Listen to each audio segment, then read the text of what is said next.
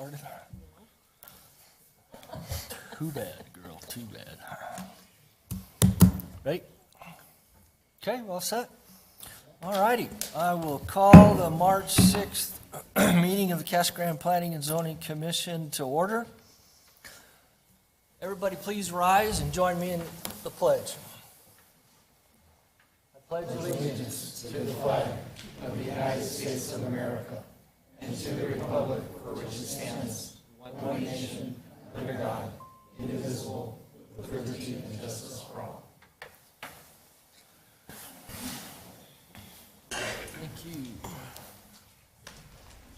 Erica, would you let the record show all commissioners are present? And any changes to the agenda? No changes, Mr. Chair. Okay. All right, commissioners, we have 2 sets of minutes to approve. If it's okay, let's take one at a time. The approval for our regular meeting of February 6th. I'll make a motion Yes, sir. Second? to approve the minutes of the February 6, 2025 meeting. All right. Second. Vander Heiden, second. Okay, motion to second. Any discussion? Seeing none, all in favor say aye. Aye. Any opposed? Okay, and then we have the special meeting of the same date. Mr. Chair, I'd like to make that motion Thank you. to approve the minutes of the February 6, 2025 special meeting. Thank you very much. I have a motion. Second? Very good. Motion and second. Any discussion? Seeing none, all in favor say aye. Aye. Very good. Thank you. Okay. So next is our consent agenda. So we have one item on our consent agenda, and this item will be enacted with one motion and one roll call vote to the commission. There'll be no separate discussion for this one item unless a commission member or a member of the public so requests to have it removed from the agenda, and then we will hear the full presentation for that particular item. And it is just that one item for all of you in the public that see it, that one item. Is there anybody that wants to see that presented? Yes, sir? Okay. So this one item on the major site plan for the medical office, is that the one we're talking about? Okay. Are we ready? So we'll take that, we'll take that immediately after we do the public comments. Thank you. Okay? Very good. So we pulled everything from the consent agenda, so we'll move on to the public comments portion. So this portion is for anybody from the public that would like to make a comment to the commission about anything but what's on our agenda. When each of the items on our agenda, we'll have an opportunity for the public to address if you'd like. But if there's anything else that you'd like to comment to the commission, please step forward, and we'd love to hear from you. Okay? Seeing none, I'll close the public comment portion, and we will begin our new business section with this major site plan, DSA 24-00149, for medical office building on 1.5 acres in the Monument Village Planned Area Development. Who's got that one? That is one of my items tonight. All right. All right, good evening, Chair and public. Tonight I will be presenting DSA 24-00149. This is the Casa Grande Medical Office Building. It is for a major site plan.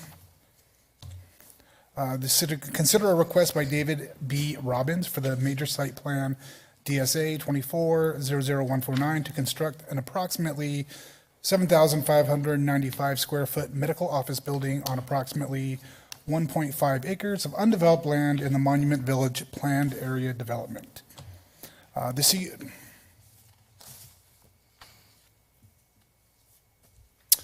Here's the site. We have Monument Village Circle Drive Oh, you can't see that. So Monument Plaza Circle here, and the development will sit right in here on this corner lot. Here is the site plan. I've got the building center situated in the center here. There is a loading bay to the north of the building. They'll be expecting mostly medium to large box trucks, but it will have the capacity to take in a full-size semi. It has a frontage on Monument Plaza Circle. They will be adding sidewalks and other right-of-way improvements. So the items that we look at during our review process are here before you. Tonight, I want to take a look at 3 of them. The first one being relationship of the plan elements to conditions both on and off the property. This property is located within the Phase 1, Block 1 area of the Monument Village Planned Area Development, PAD. This section of Monument Village was planned to be Monument Plaza. It was designed to be 32 lots of a half acre or larger for offices or general business uses.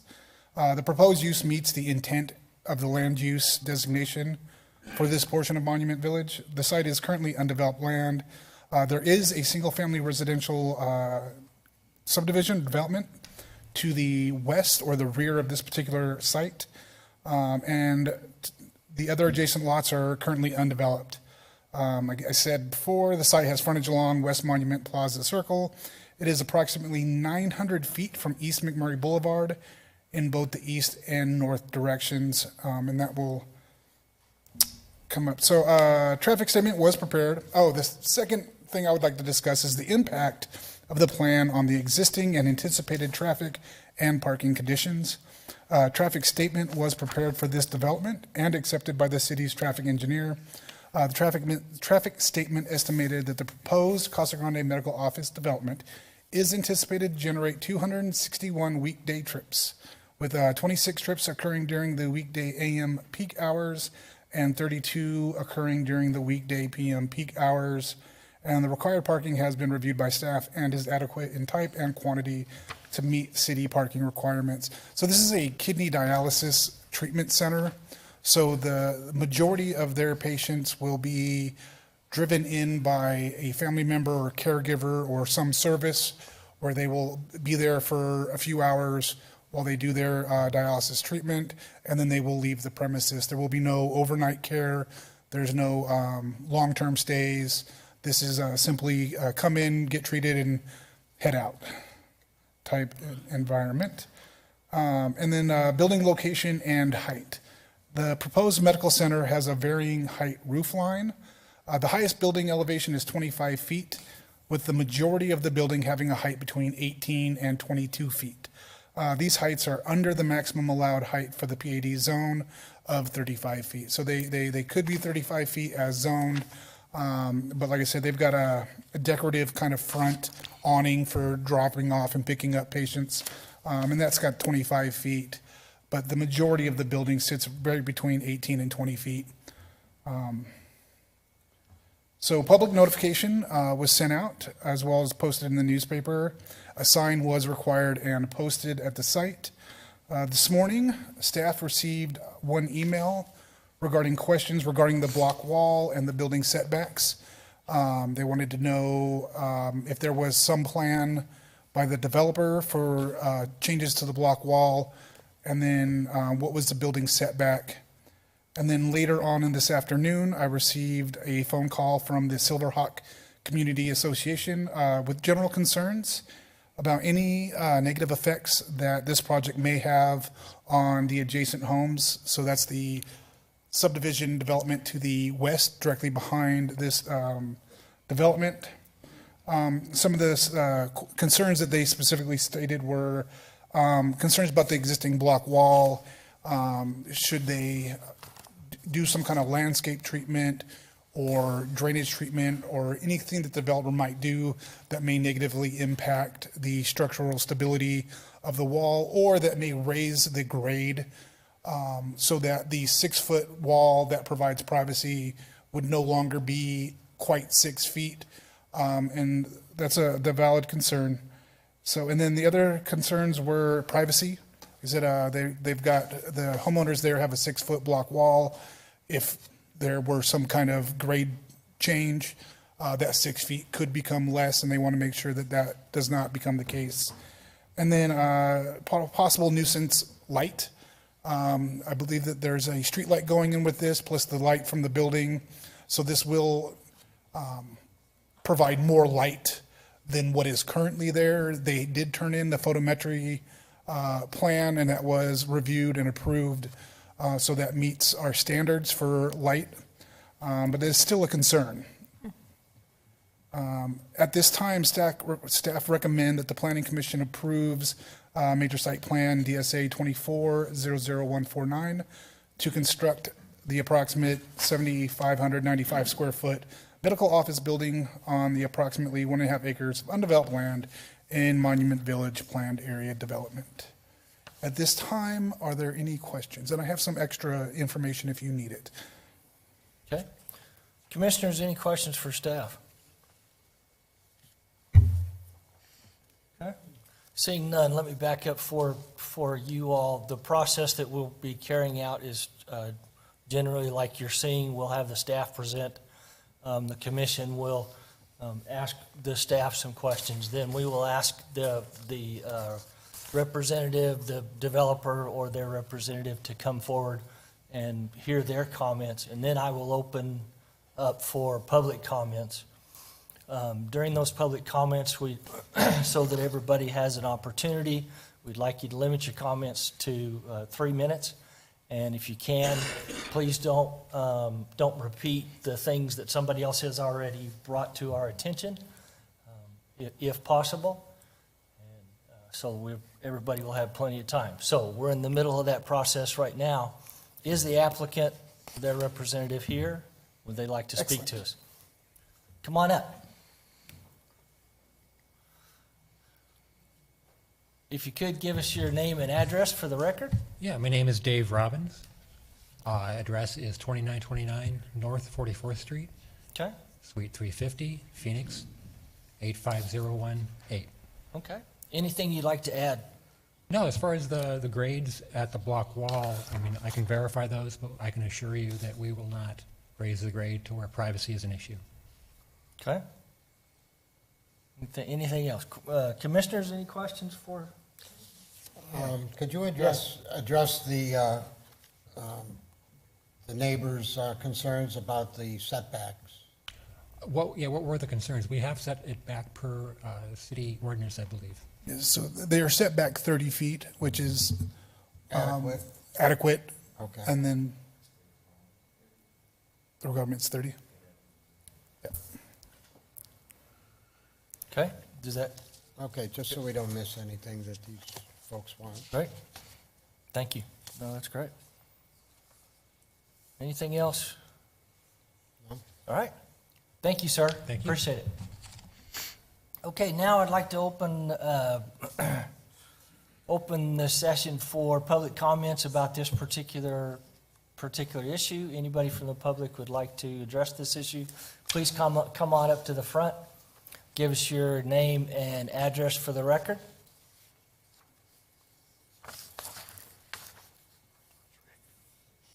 Thank you, Mr. Chairman. My name is Rick Underwood. I live at 1084 North Desert Willow Street, Casa Grande. It's in this Silverhawk development that you see to the west side of this property. Thank you for the work you do. I really appreciate Mr. Leonard and the work that he did. I spoke with him this afternoon. He did a very good job. What we would like to do is this looks like a great program, a great build, et cetera, but we would like to be able to have the opportunity that we have not had to discuss our concerns with the developer. There shouldn't be something that would be difficult to do rather than take up your meeting time, because if we do the same thing as a board for the association, we're not looking to spend all night. So if we would be able to speak with Mr. Robbins and kind of work out whatever concerns the neighbors would have, it would be wonderful, and we'd really appreciate that.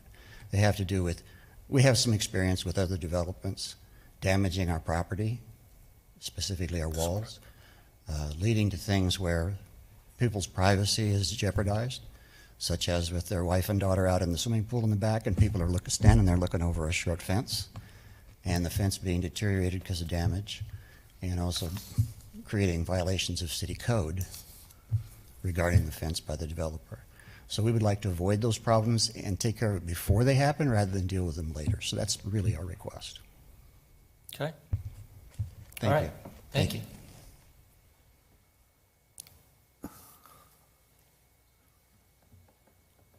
Anybody else from the public like to address this issue?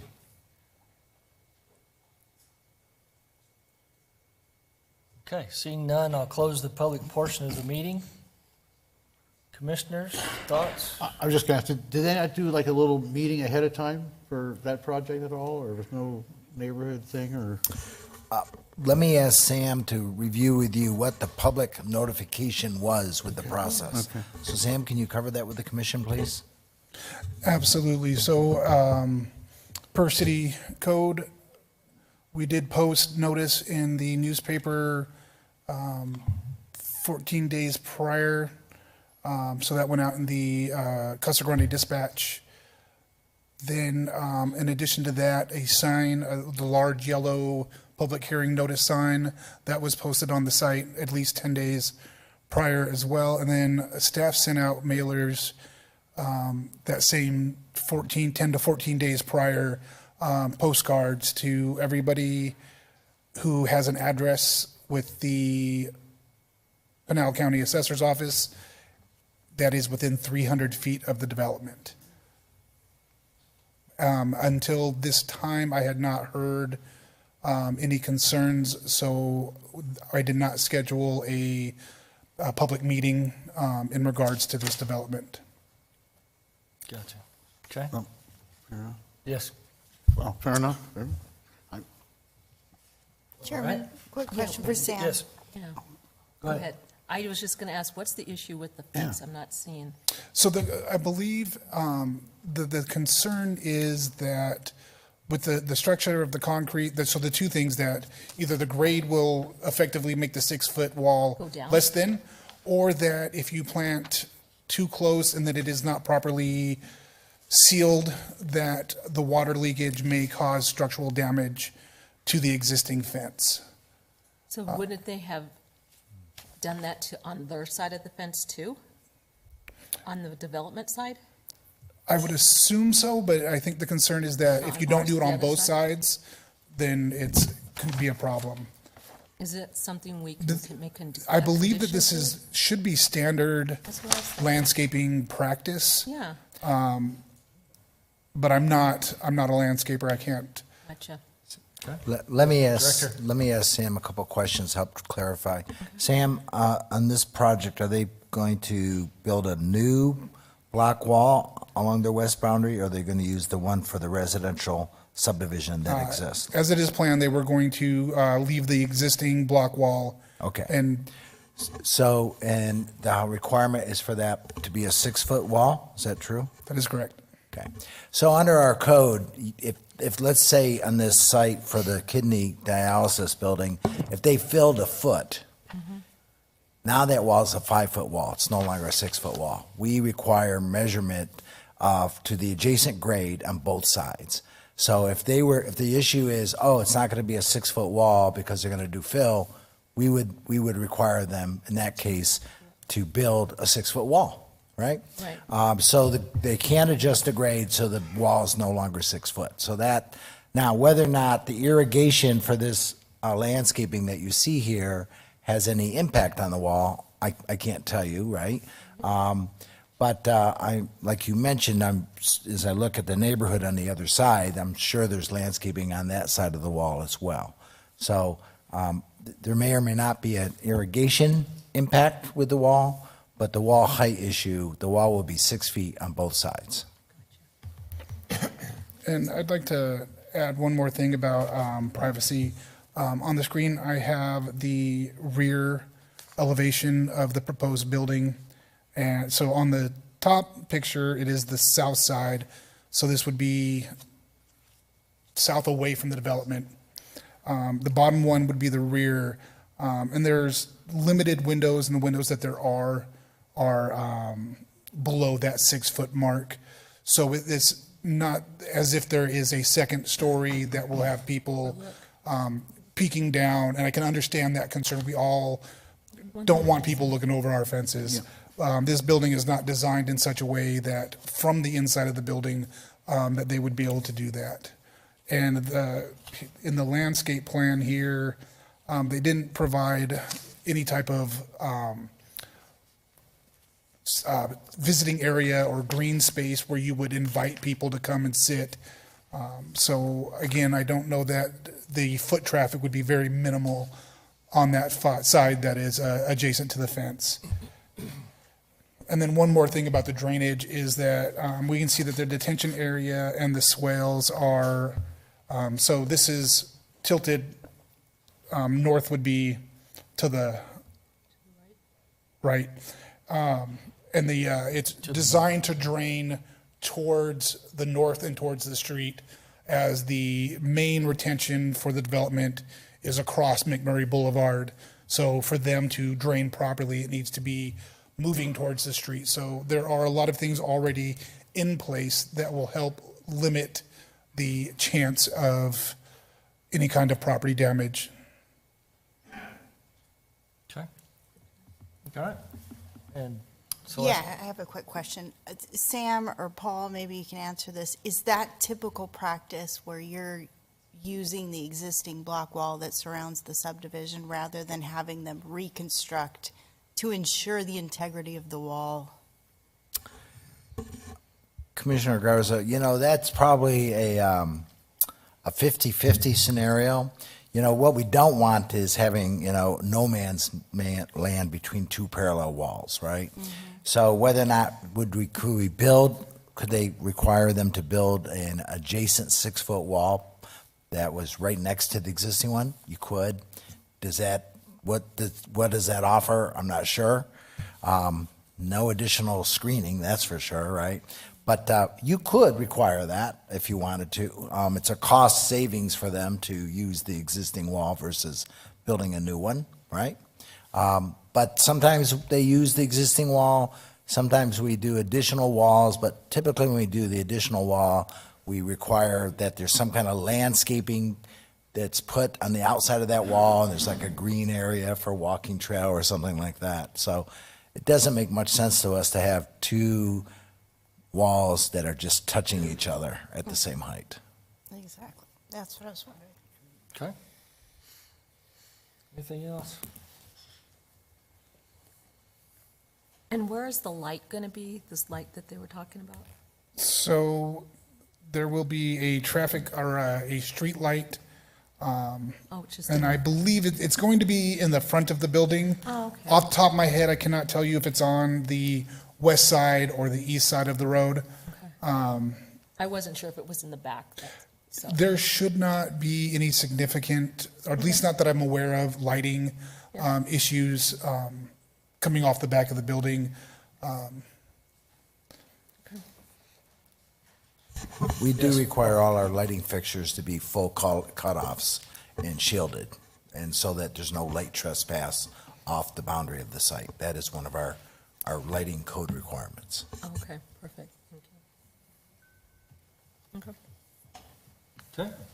Good. Very good. Okay. Okay, with that being Commissioners, said, I think Mr. Chair, we're- I'll make a motion. Thank you, sir. I'd like to make a motion that the commission approve major site plan DSA-24-00149 to construct the medical office building. Second? Okay. I have a motion and a second. Any discussion on the motion? Okay, seeing none, please call the roll. Member Smith? Aye. Member Aldred? Aye. Member Vanderhayden? Yes. Member Hubbard? Yes. Member Peters? Aye. Vice Chair Garza? Aye. Chairman Benedict? Yes. Okay. Thank you. Good luck with the project. Thank you, sir, for your input. Thank you, I Commissioners. think it was helpful for all of us to understand. I think it was great. Thank you. Okay, next on our agenda, we'll consider and have a public hearing for a request from McKinley Horn on behalf of PSC Storage, 4.5 acres, vacant B2 zone property on Florence Boulevard, DSA 24, 184, 185, and 183. Okay, Jim? Good evening, Mr. Chairman and members of the Planning Commission. So as you introduced this site, there are 3 applications in front of you this evening pertaining to a proposed storage facility located on what's considered an infill site along the south side of Florence Boulevard, known as PSC Storage.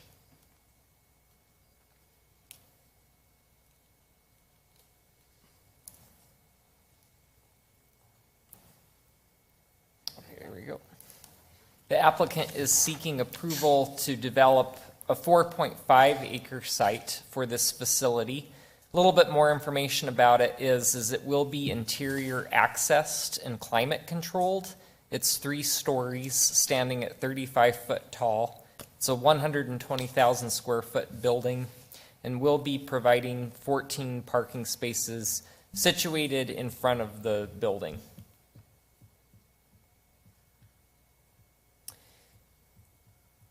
This is a snippet of the proposed building elevations. I'm going to talk about this a little bit more on an upcoming slide, but that top image is what would be seen from view of Florence Boulevard. The middle image is what is seen from the south.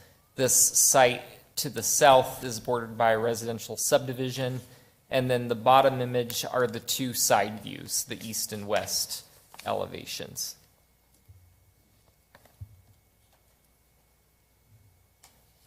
It's nice to have an assistant. Thanks. Yeah, so the 3 applications that we're going to be talking about are a conditional use permit, because the property is within the B2 zone, and self-storage is allowed in the B2 zone, subject to Planning Commission's approval of a conditional use permit. We're also going to be talking about the major site plan, which is another requirement for development within the B2 zoning that sets forth and illustrates and verifies compliance with the code. And then they also have submitted a preliminary plat to combine portions of previously platted property into one parcel. So I'm going to talk about the conditional use permit first. When considering conditional use permits, there's 4 criteria that have to be evaluated, and the staff report goes into these in greater detail. But the first criteria that we look at is that the site for the proposed use is adequate in size and topography to accommodate the use, and all yard spaces, walls, etc., to ensure that this site properly relates to other land uses within the vicinity. So we're always sensitive about commercial development when next to residential development. As you can see on this aerial, a single-family neighborhood sits to the south. This area is zoned B2, which accommodates a wide variety of commercial uses, from retail to hotel uses, restaurants, etc. Since this site sits internal and not immediately abutting Florence, it does present a challenge, because no one likes to develop retail on those lots because you can't really see it from the street. So self-storage is a really good transitional use between uses found along Florence, which tend to be more intense, and uses further to the south, which are single-family residential uses. This is not known to generate a lot of traffic. A traffic analysis was provided and reviewed by our traffic engineer and found that it has a low trip generation. The properties that are more affected by the traffic are the commercial parcels that sit between this and Florence, because they will be reliant upon, this site will be reliant upon accessing those lots for access to Florence Boulevard. However, there is a recorded access easement in place allowing for that cross traffic. The other nuance to the review criteria associated with conditional use permits for self-storage is there's a unique set of criteria when it pertains to just self-storage within the B2. It has a special set of setbacks. It has special requirements in terms of walls and landscaping as well as architecture. So in this case, it is required to have a 35-foot front setback. They're providing a 160-foot building setback from their front property line. That would be the north property line. And then the setbacks from residential is required to be essentially 45 feet. They are 62 feet from the southern neighborhood, meeting that requirement. And then again, for a 35-foot tall building, I always look at it as a good relationship is at least 1 foot of setback for every foot of building height. Our code's even greater than that in that it requires a 45-foot setback from that area, but they're even beyond that at 62. Oh, is it working now? Whew, thank you.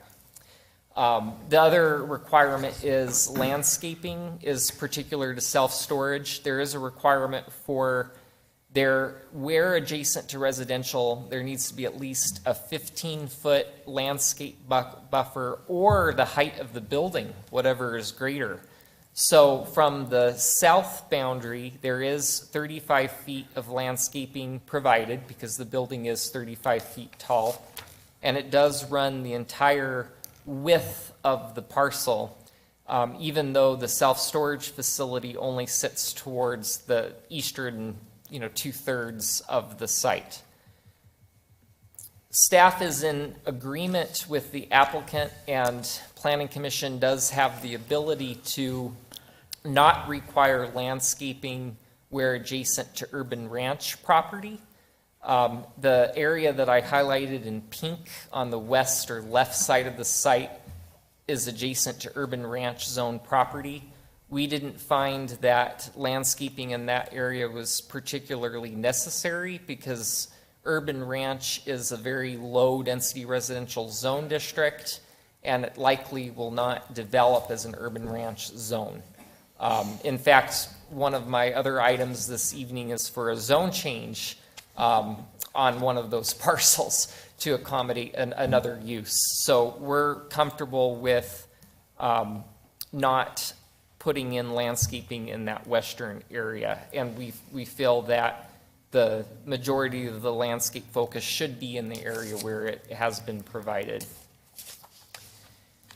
There's also some requirements for walls, and really when you look through the self-storage ordinance, that's more so pertaining to self-storage facilities where you have exterior access, the type of storage facilities that we're used to throughout the community that are single-story and have a series of overhead doors that are accessed with an access drive in between the buildings. In this case, the structure itself serves as the walls. So they are relying on the existing subdivision wall to the south for screening. They, just like the site that you heard just before this item, they're not proposing a separate independent wall, but there will be landscaping that sits between that wall and the building. Because to the east it opens onto another shopping center, there wasn't necessarily a requirement for a wall there, and we're not recommending a wall along the west boundary that borders the urban ranch, just simply because, like I said, those lots are likely to develop to a more intense use at a point in the future. And then there are very specifics with regard to elevations for self-storage facilities in the B2 subject to a conditional use permit. There's a lot of verbiage in the code that talks about ensuring that you do not have long planes of blank facades or flat non-undulated facades. And so the applicant provided these elevations to show how the architecture is kept vibrant on all 4 of the elevations. There was particular focus on the south elevation because that building would be seen by the residential dwellings to the south. So they've utilized a type of architecture that gives the appearance of windows in terms of those grids without them actually being windows, but it adds visual interest as opposed to seeing a blank wall. They've added a mixture of colors to the building. There are cornices above those faux window pop-outs, as you can see, that darker brown horizontal color. And there's also a stacked stone band on the lower portion of all 4 elevations. And this, again, just shows you what you're looking at here, the front, sides, and back. I'm moving on to the major site plan review criteria. Now, a lot of the criteria associated with the conditional use permit overlaps with the major site plan, so I'm not going to focus on anything that is redundant, but I do want to talk about the conformance with the general plan as well as revisiting the traffic and parking conditions criteria. So with regard to conformance with the general plan, this site sits within the community corridor category. Within the community corridor category, it supports a mixture of uses from intense multifamily residential development to commercial and retail development. Self-storage is considered an appropriate use, especially as a transitional use between, as I was mentioning, more intense uses to the north along Florence and the single-family development to the south. With regard to the anticipated traffic and parking conditions, as I mentioned, this is determined to be a low traffic generator, and the access easement that has been provided does allow 2 access points to get out to Florence Boulevard. I should also note that this has been reviewed by all city agencies, including fire, and that is why there is that circular route around the building. Because of the size of the building, it ensures that there's full coverage in the event of an emergency or a fire. The last item that you're considering associated with this project is the preliminary plat. So this site was originally part of the Granada Fig Farms plat that is 97 years old as of January. And as the city has grown, of course, portions of it have been replatted because obviously it doesn't look like this layout today, especially along Florence Boulevard. What you're seeing on the screen is a plat that was done about 15 years ago that was a 3-lot plat, but this site actually takes up the southern lot and 2 of those older platted lots to the east. And so that's really what is necessitating a replat. And so the preliminary plat that is submitted essentially just is used to combine not only the 2 parcels as they exist today, but to place this property on its own singular platted lot. And it helps us ensure that there is appropriate connections in terms of access, not only for vehicular travel, but also for utilities. Regarding the notification process, we met that which is required by code. I have not received any comments. However, I do understand that there is someone who has a presentation this evening to speak in opposition of this, but I would be happy to answer any questions regarding that. Regarding the recommendations, there's 3 that you're being asked to consider tonight. The first one pertains to the conditional use permit. Staff is asking for Planning Commission to approve this conditional use permit. There was a typo in the cover sheet memo because it had referenced a assisted living facility, and obviously what you're being asked for here is the self-storage facility. And then we're also asking you to approve the major site plan, subject to a condition requiring that the final plat for this would have to be approved by city council. And kind of the hook for that is that no temporary nor no final certificate of occupancy shall be issued until the final plat has been recorded.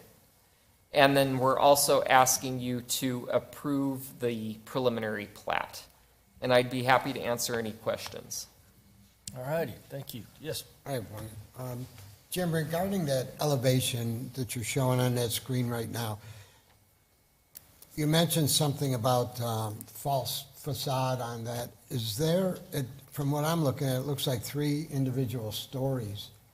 Are there floors, levels on there then? There are. Okay, so, and then what is the access to the top level? Is it all stairs?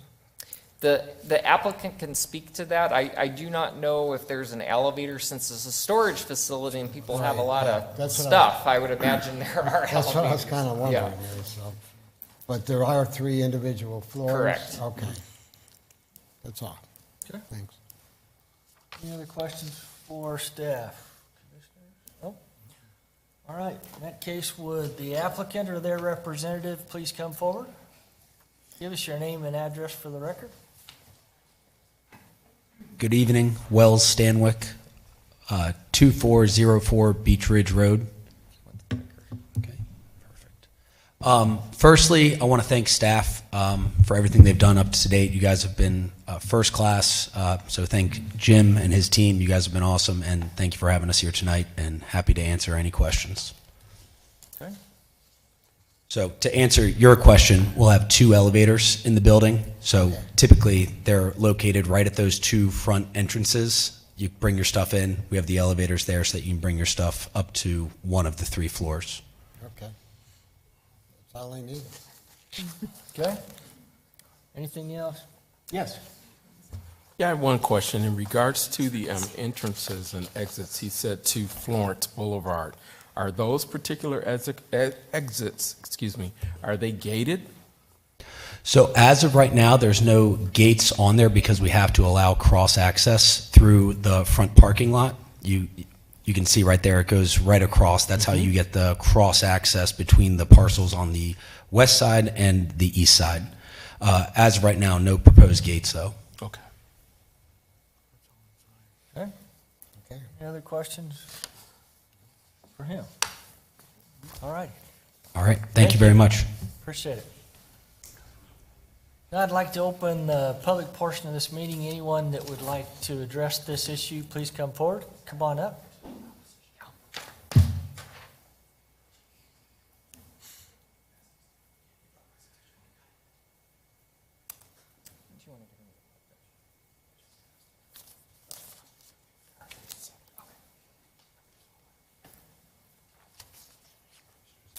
Give us your name and address for the record. Okay. Good evening, Chairman, and good evening, Planning Commission. My name is Antonio Cortez. I live on 1634 East Crystal Street. You're probably wondering, who's this kid? I am one of the lucky members to live on the street and be affected by this building. And here, I'm just going to overview some of my feedback. Right here, I don't want to get into too many details, but what we know, everything you've already spoken about. The max height, from what I've got from the schematics that you have shared with residents, that will be 35 feet at its highest. And from what I got, it'll be 32 feet south of the building since there's a bit of an incline from the front to the back. Maximum length of 330 feet. And these are all just estimates from my end, but also from schematics I've also got here. Okay. Pressing the... Again, just a little bit more detail on the plan here. The buff yard total width is 35 feet, as you disclosed. I found that it's 26 feet for the road. Again, everything's all disclosed, public information, with a 62-foot residential setback. go ahead, next. Yeah, and so what, on my end, what I did is that I used Google Earth, you know, like what you guys do, just put an overlay of the schematics just to get a general idea. And I tried to achieve accuracy with the ruler tool using the guide provided on the paper. And then using a 3D software, I went ahead and recreated the building's south side, just a schematic, you know, just to get a general idea of what this would look like in our area, because it was just bothering me, like, what would it look like, you know? And then, so, yeah, go ahead, next. So, using Google Earth, I'm able to see exactly what this would look like from a residential's point of view. Right here is a simulated view from an impacted resident's backyard. And so, I hope the results speak for themselves. You've discussed it, it is a fairly big building, standing at 35 feet tall. Again, another view from another impact resident's backyard. I'm only here to give feedback because I believe the building's just a little too big for, and obstructive for a lot of residents in the area. Again, here's another simulated view of the impacted residents on East Crystal Street. This could be the view of also residents across the street as well. It's, again, speaks for themselves. And of course, here's a simulated view facing north of North Kimberly Drive and East Melissa Street. I found that the building could also be seen 3 blocks down. So that was just a bit of a concern on my end. And I went ahead and simulated the street view of impacted residents by combining both the real street view map through Google and the simulated one provided through Google Earth, and just to get a better general idea of a more realistic outlook of what that would look like. So my main issue, what I'm addressing to you guys, is that I just think the building's too tall. You know, it stands at a maximum height of 35 feet, 32 towards the south. And just as reference, I went ahead and just took the 3D model and started placing it around local buildings in the area, such as Banner Hospital, and it's huge. I mean, I don't know what more I would really want to say. 62 feet behind your house, I just feel like that's just way too obstructive. And of course, you guys have detailed that there will be a landscape buffer that will be planted by trees. And it's just fully obstructed. The houses behind the Dollar Tree have almost double that width compared to us, and I'm just worried that the trees will take forever to grow, and they won't be tall enough or clustered enough to fully obstruct the 3-story self-storage building from residents. Yeah, sorry, I'm going over my time. Another thing just to consider, I'm no expert, but I just, food for thought, sun and wind can impact the residents in the home, of homes. Intense sunlight during the summer could reflect off the 32-foot south wall into yards and houses, glaring sun, we live in Arizona. And that could maybe theoretically raise temps as well for residents. And of course, strong winds brought about by monsoons could affect homes because we do have a lot of gusts that go kind of channel through North Kimberly Drive. And I'm just wondering, again, food for thought, that the wind might kind of have an impact there, maybe like a tunneling effect. And then my last point right here is that lights might be too bright. Nothing was disclosed of how the building will be illuminated, but I'm going to assume that it will be. And I'm just worried that it might be too bright for residents, many who have bedroom windows facing the south side of the building. All right. And my last slide is next. Thank you for your time. All right, thank you. Well done. Good presentation.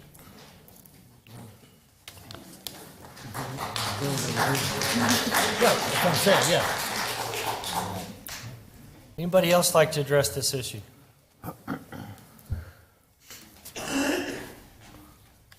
Okay, anybody else? Okay, seeing none, I'll close the public portion and bring it back to the commission. Commissioners. I have a question for Jim. Yes, please. So, Jim, can you explain why the buffer why it's so large on the front and not the back? Is it just because of that weird chamfer parking situation with the trash enclosure for the other lot? Or was there a reason why they kept the buffer so large in the front? So I was wondering that too, because on one of the screens it showed that there's a 160-foot setback from the front property line, whereas there's only a 62 feet setback from the rear. The applicant may be able to better explain it because I'm going off of my memory from earlier discussions, but I think there's some encumbrances on the front part of the lot where specific utilities cross, because there is a utility line that's coming from the east, going from east to west, and so, or a sewer line, I should say. So there might have been some utility issues that largely Position the building that far exactly. back. Okay. The dollar store to the east has a height of what? I would have to check, but it's not a three-story structure, of course. Okay, that's what I was, I Right. don't know. I can't remember. I don't want to guess and be wrong. It's probably, because it's a big box retail, it's probably 23, 24. And how high is Yes. Walmart? It's A little bit further probably over. the same. Like, I mean, I can get all that that's what I information mean, for how- you, but is it 3 stories high too? the Walmart, Or is it 2?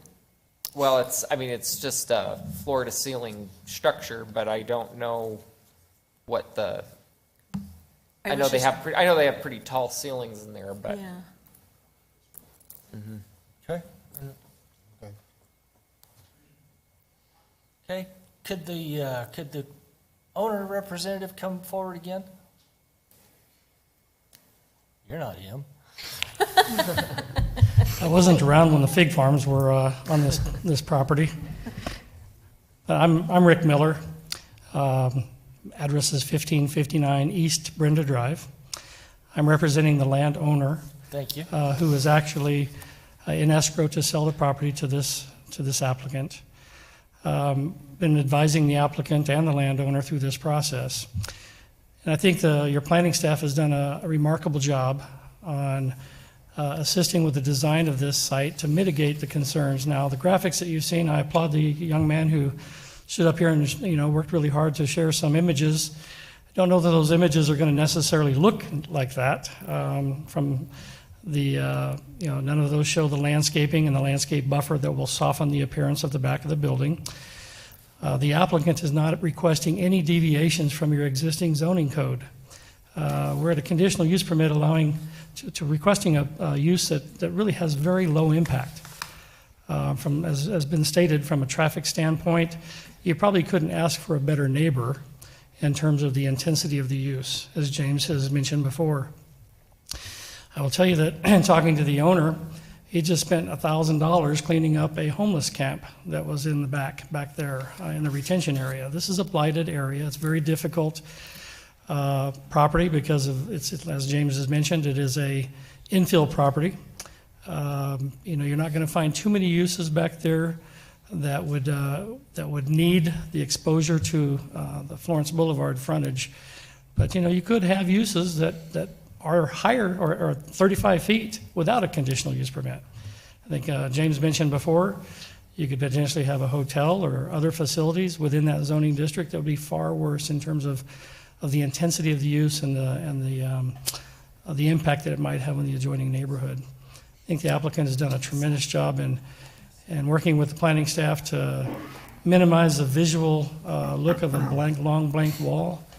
Again, a lot of that can be mitigated through the landscaping, and I really don't have anything more to add to the comments. I think the planning staff has done a great job in mitigating the concerns that have been addressed today. Again, I'm not sure that the images that you're looking at, I mean, if you were looking down on an aerial photograph of this facility, it would look monstrous, compared to the neighbors that are next door. There are other properties like this where you have commercial, abutting residential, and we do the best we can to mitigate those concerns through setbacks. And their setback is far greater than the city code requires. And again, they're going to put plenty of landscaping. Can't move the building forward because of the cross-access easements that was asked. Cross-access easements are there. The parking is to the front. All the circulation to this building is to the front. There really be no access for anyone to the rear, creating any kind of a neighborhood concern other than potentially an emergency vehicle that might need to get back there in the case of the fire. That's why the fire lane is back there in the back. Happy to answer any other questions you might have. Yes. Let me ask a question to Jim, but stay up there, Rick, just in case. As far as the landscape planting requirement, what size tree do they need to plant initially when they do their construction? 15 gallon. Okay. Now, Planning Commission can add a condition, because this is a conditional use permit, to require a larger size planting. The preliminary landscape plan is all that we have at this time. their next step, should this be approved, is to submit a final landscape plan where it can be fine-tuned. And I would, as the reviewer of the final landscape plan, have the discretion to suggest some things that could augment it a little bit more, even without a condition per se.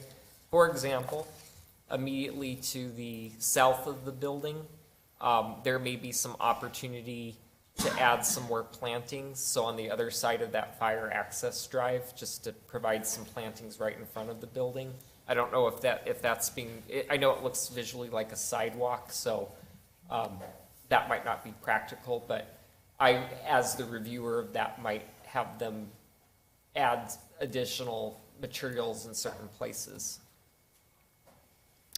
We did something similar, I think, with the hotel property at the promenade, increasing the size of the planting requirement. I can't remember if that was it, but I was just thinking that would be a good compromise, is planting something a little more substantial initially, so we don't have to wait 5 years for it to grow. I can't speak for the applicant, the developer, but I would think that if James is looking for a little larger box-type tree, that would be a reasonable accommodation that could be made. I know. That's my suggestion. Yeah. Okay. Okay, we'll get into that when you get to a motion, when you Sure. need to know how to describe it. Okay, any commissioners, anything else for the applicant's representative? All right, thank you.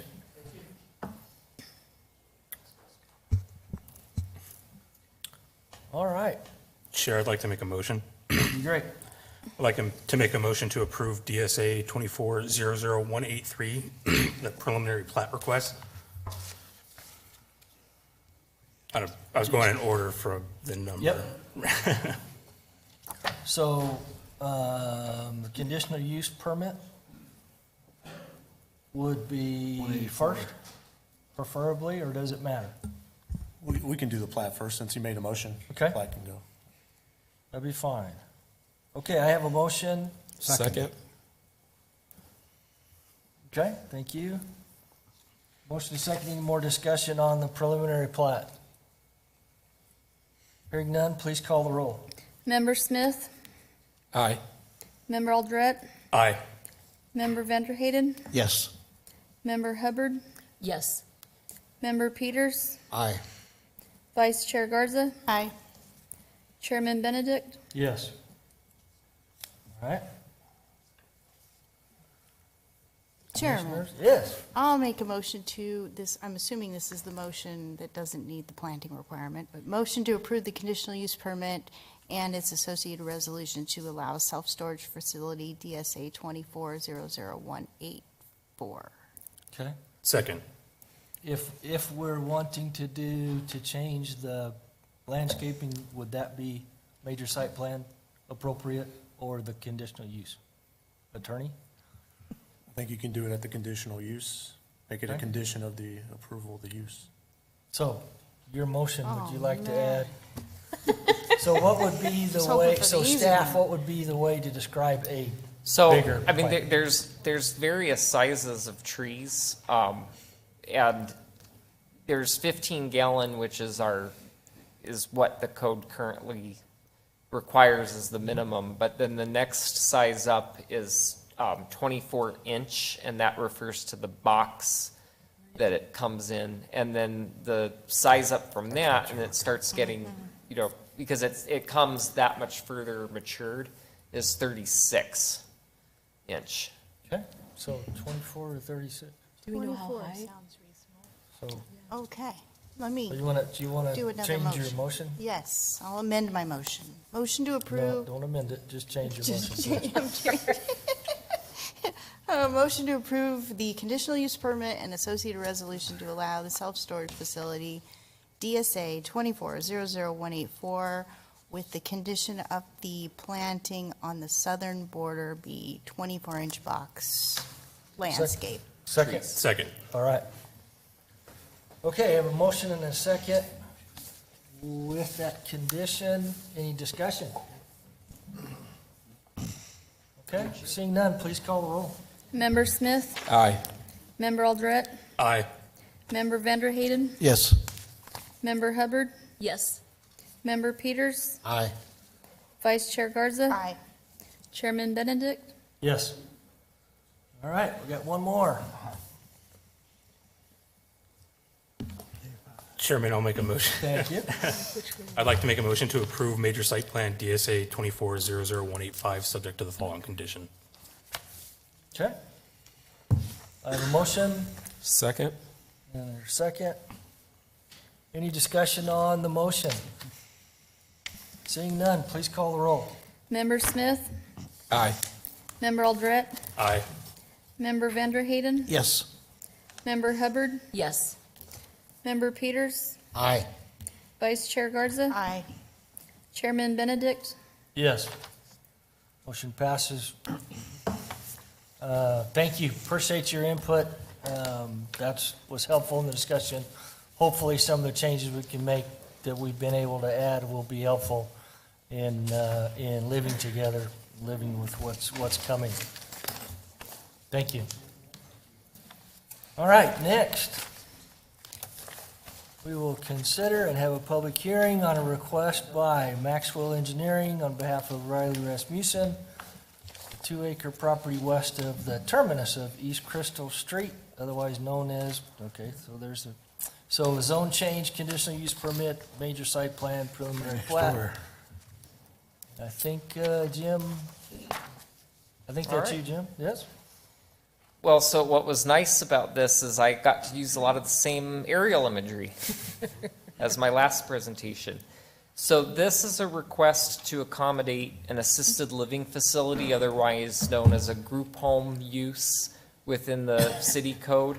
To develop the proposed assisted living facility, there's 4 applications that I'll be discussing this evening. The applicant is seeking approval to develop this assisted living facility on a 2-acre site, and it would be for senior residents with memory challenges. I'll just walk through this a little bit. It's going to mirror the development that already exists to the south. It's the same agency, same company. But they are proposing the construction of 2 single-story buildings that will each be just over 9,000 square feet in size. There would be a total of 32 units accommodating for the inpatient residency. The buildings stand at 23 feet in height, but are single story, and they are proposing 36 parking spaces. As you can see, this is yet another infill site that would get its access via East Crystal. The existing site to the south gets its access via Valerie, and this site would get its own access through Crystal. However, between the north site and the south site, they are identifying and proposing an access drive behind the buildings to link the 2 sites together for internal circulation of the properties. These applications are required to consider this facility a zone change because the property is currently zoned urban ranch. Urban ranch zone does not allow this type of use. So the requested zone district is R2, similar to or identical to what the property to the south is zoned. Within the R2 zone, group homes are still not permitted by right. They're subject to a consideration of a conditional use permit. So that's the other application being considered this evening. And then third, we have consideration of the major site plan, which approves for the actual location of the buildings and parking and drainage, et cetera. And then this site also is subject to a preliminary plat because it falls within that old Granada Fig Farms subdivision. So a little bit about the zone change. As I said, this property currently is zoned urban ranch. As you can see, there is some existing urban ranch to the west. Thank you. I was actually wondering if the map is wrong and it's Urban Ranch to the north. I believe that is, but that aside, there is that sliver of property to the west. It's not owned by these developers, but that would be the last remaining strip of Urban Ranch to the west, should this zone change be approved. And then you have B2 at least to the northeast, and then you do have a single-family residential zone to the east. And then it's also encompassed by the Fiesta Grande RV Resort Planned Area Development Zone. Staff is recommending 2 conditions of record associated with the zone change should you opt to forward a recommendation to City Council to approve this zone change. And these are the same conditions that were placed on the R2 zone property that sits to the south to accommodate the existing senior living facility. The first recommended condition is that any principally permitted use for this property shall be limited to single-family homes meeting R2 zoning standards. And the second condition is that conditional uses that are submitted or requested, the only ones of those that are allowed on the property shall be limited to assisted living or nursing homes meeting R2 zoning standards. When reviewing zone changes, there's 3 criteria that are looked at, and they're all centered around compliance with the city's general plan. This property sits within the community corridor land use designation of the Casa Grande 2030 general plan, and there is a specific guiding principle found that states support development or vacant infill lots that can be efficiently and effectively served by municipal services.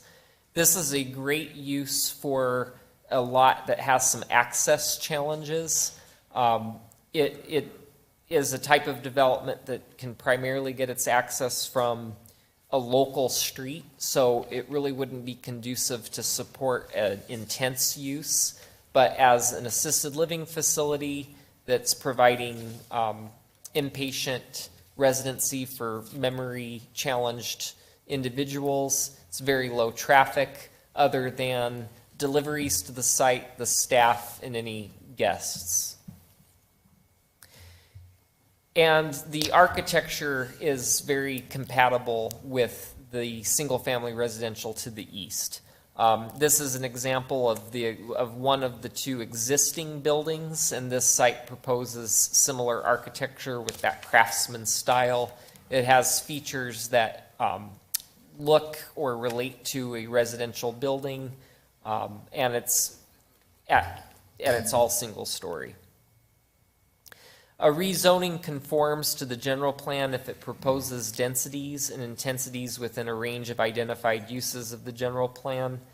So what this section relates to is, again, compatibility. Community corridor is designed to accommodate fairly high density development, but this is a nice upper medium density type development.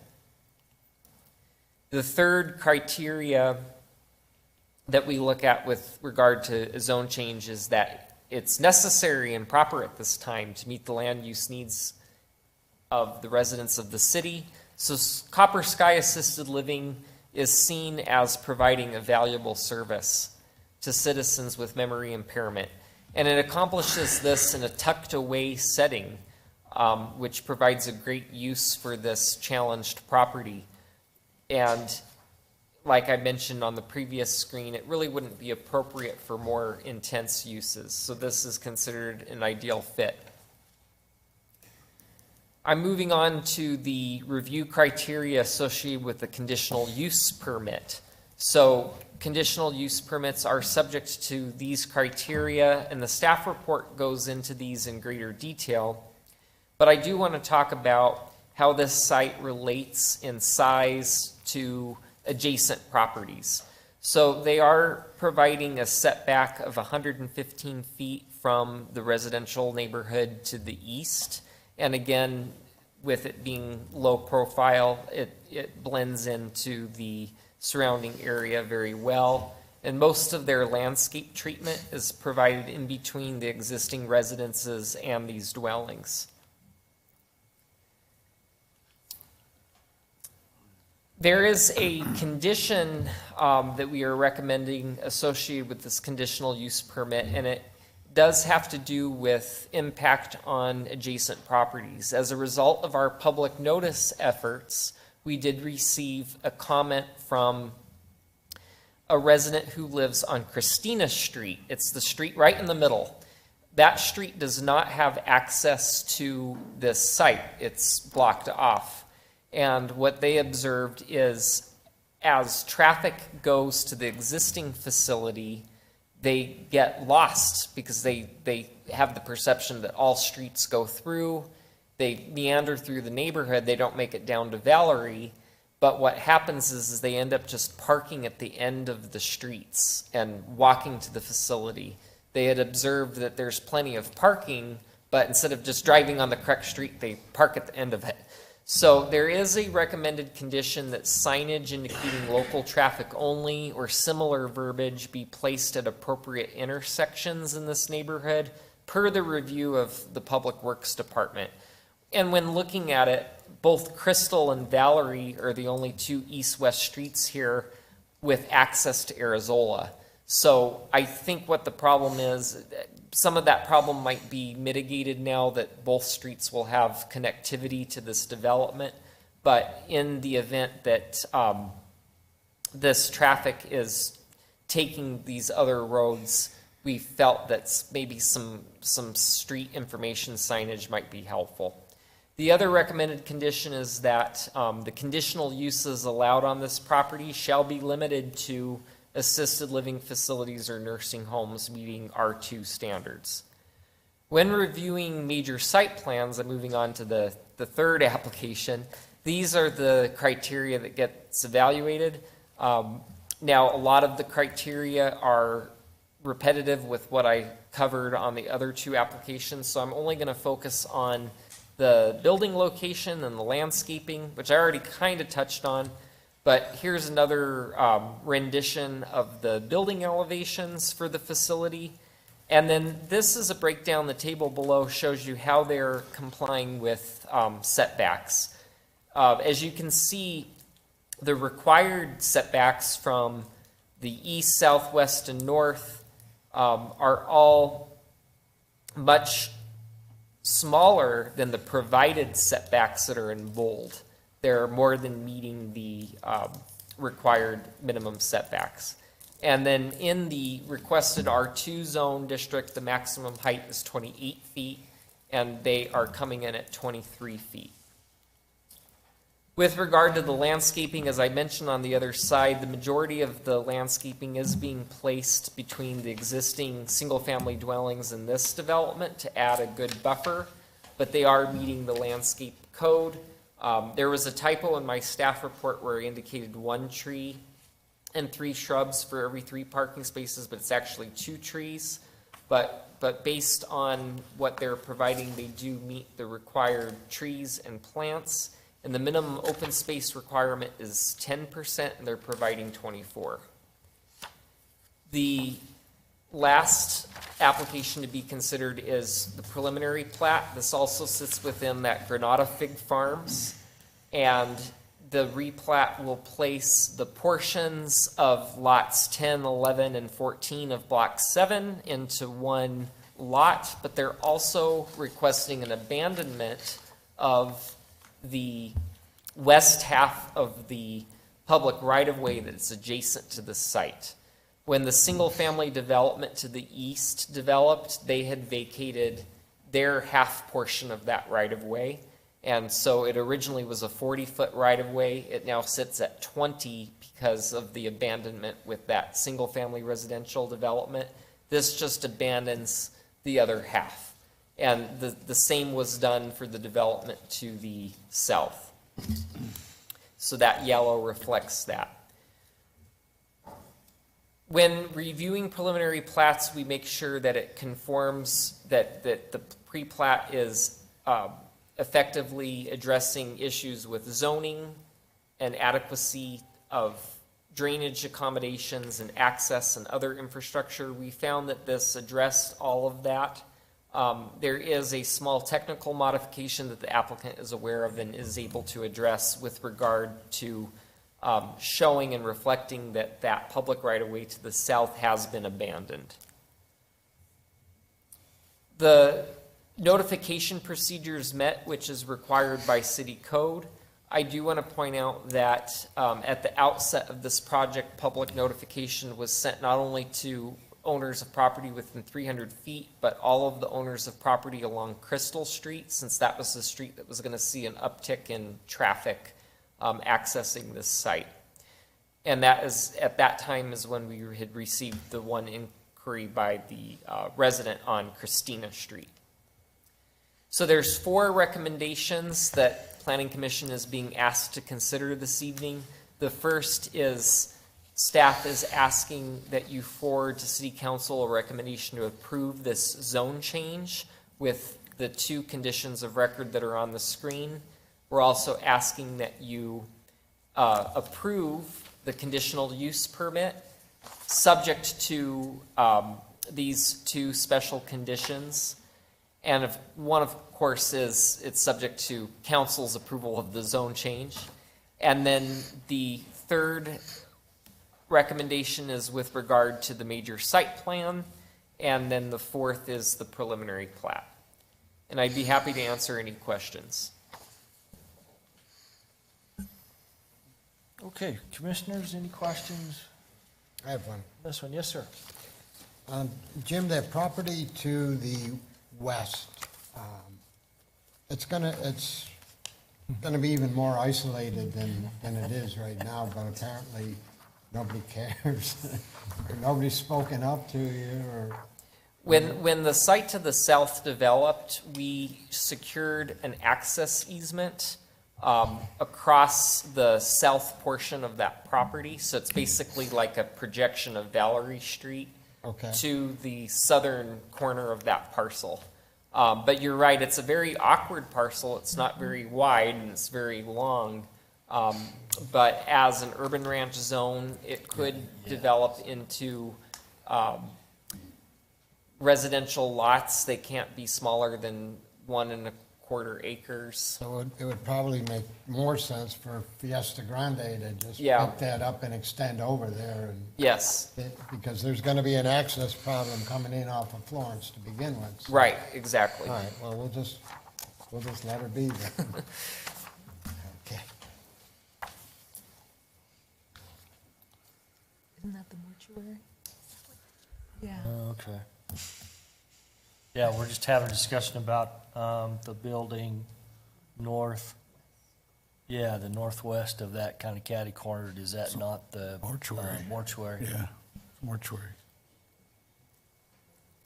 Okay, and then the other question, so that's brought up. So this access on the south end of the other it looks like the building encroaches on the roadway.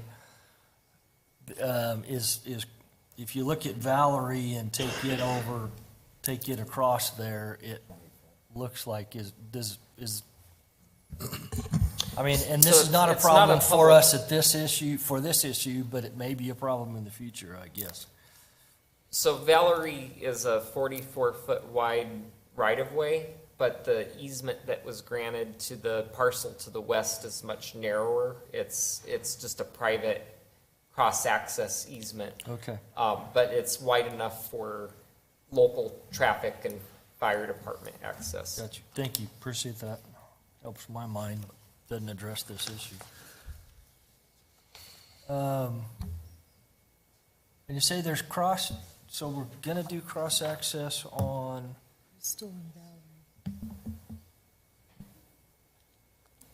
Well, but between the 2 lots, north and south, is on the west side, up against the west boundary, and not one on the east boundary. Correct. You can kind of see it in this drawing where that, if you go to the west end of the site, the drop down of a leg of asphalt connecting tying into the access drive that sits behind the southern buildings.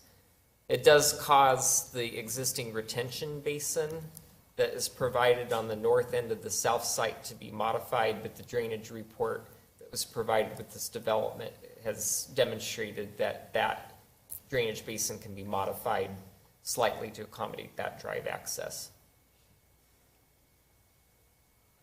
Okay. Any other questions for staff?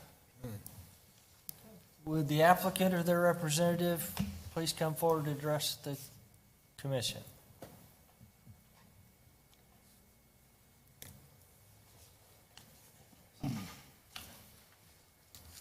Give us your name and address for the record. Hello, my name is Nicholas Maxwell, 238 West Bobcat Court, Casa Grande. Very good. I'm happy to answer any questions you have, but I think Jim covered the project very well, and I don't have anything specific to add. Okay. Commissioners, anything? Well, thank you for being here. Thank you very much.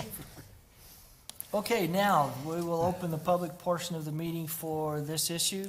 Anybody from the public like to address this issue, please come forward. Give us your name and address. Again, please keep your comments to 3 minutes as much as you can. Thank you. Lou Berber, 1641 North Cadota Avenue. Pull that microphone down so we can be sure that we can hear you. Lou Berber, 1641 North Cadota Avenue. And I just have a question. Going back to the storage room, it was mentioned that on the west, there would be no landscaping requirements because that adjacent area is urban ranch. But now we're proposing to change that to R2. So is there not a conflict there? And that is my question. No, I don't think we're not changing that. No, I can answer. It's a great question. So it technically, that application was heard first, so it's still urban ranch at the time of that site's approval. But even if this was currently, had been zoned R2, is if you notice towards the north portion of the site, of this proposed site, they're proposing a landscape basin. So that area of the site is a large open space area that will be abutting this, that's the leg of the site that abuts the storage facility. So there still is, we're okay with the fact that the storage facility is not putting in landscaping right there because it's going to abut the drainage retention area of that R2 lot. Okay, Good question. very good. Anyone else like to address this issue?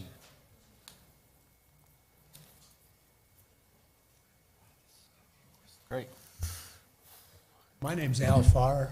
I live on 16. Go ahead and pick that up. Okay, again, So we again? can hear you. Okay. Don't want to miss Al it. Farr, 1599 East Crystal. Okay, you have a huge piece between the memory care center and the center, the storage lot. What's that going to be? That little dog leg that comes out and touches the two pieces. Because right now it's a drainage, a retention pond. Can I see the clicker?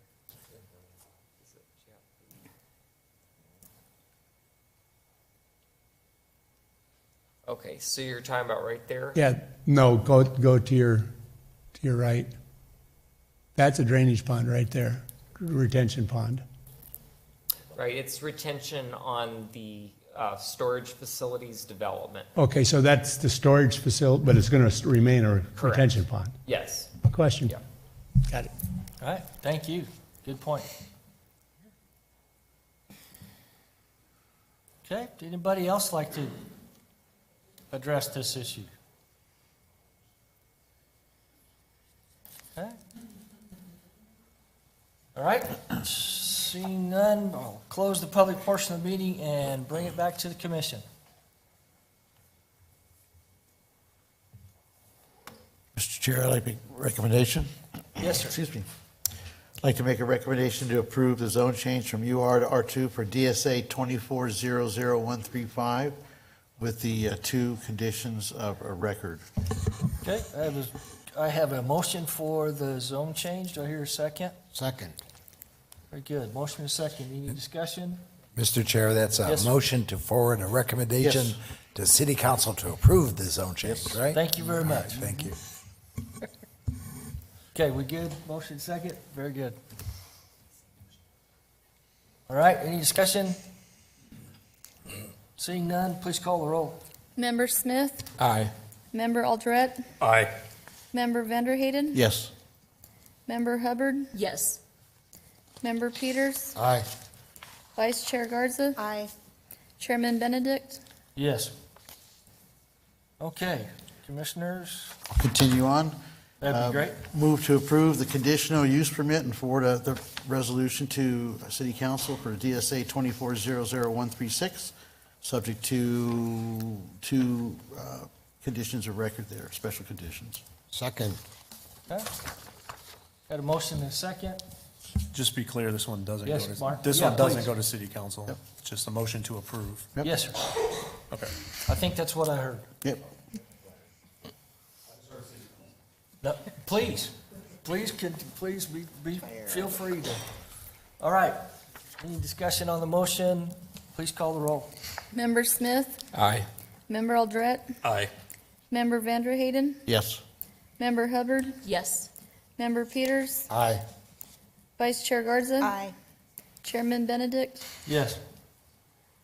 All right, Continue on. sure. Move to approve the major site plan, DSA 2400137, a positive recommendation to the council.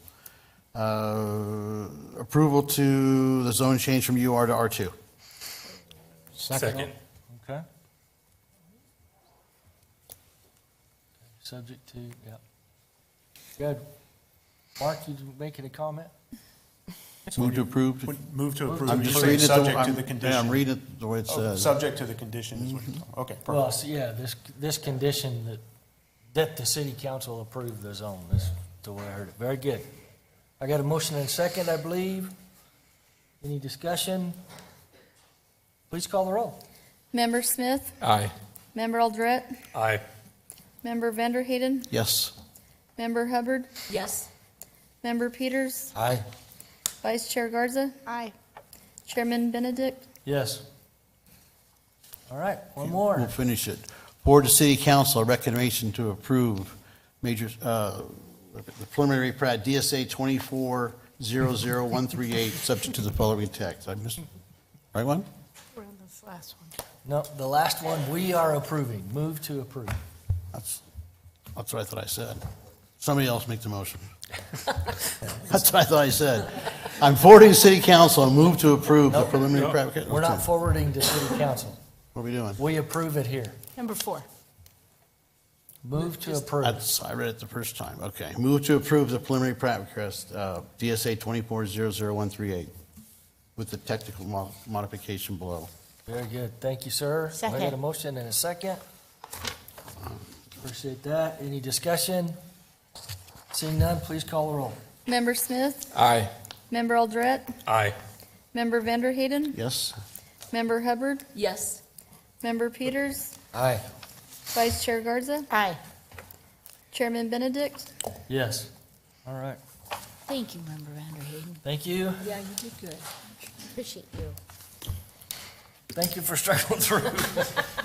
They all can be. There's like 6 of them. We appreciate you. All right. Carry on or take a break? Take a break? Okay. Been going at this an hour and a half. We'd like to take a 5-minute break, and then we will reconvene.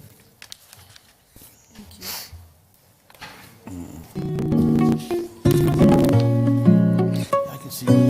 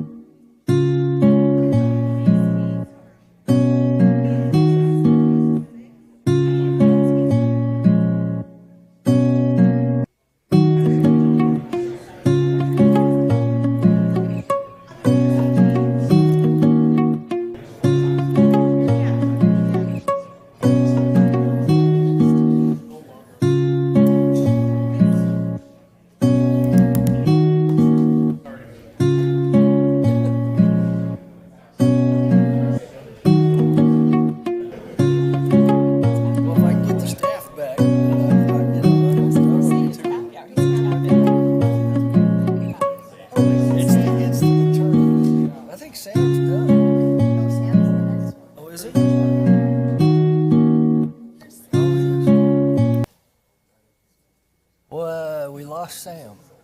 Sam? Because he's next.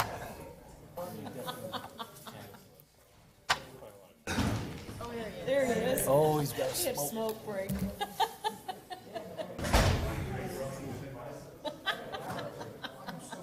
No worries. You're worth waiting for. Why are you laughing? That's not what I said. That's not what I said.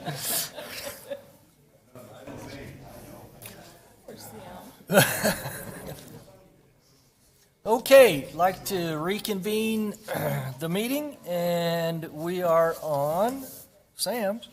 We'll be considering a major site plan and conditional use permit for Brian Morris, R.A. Morris Group at Peters Road and Burris Road, DSA 240055 and 54.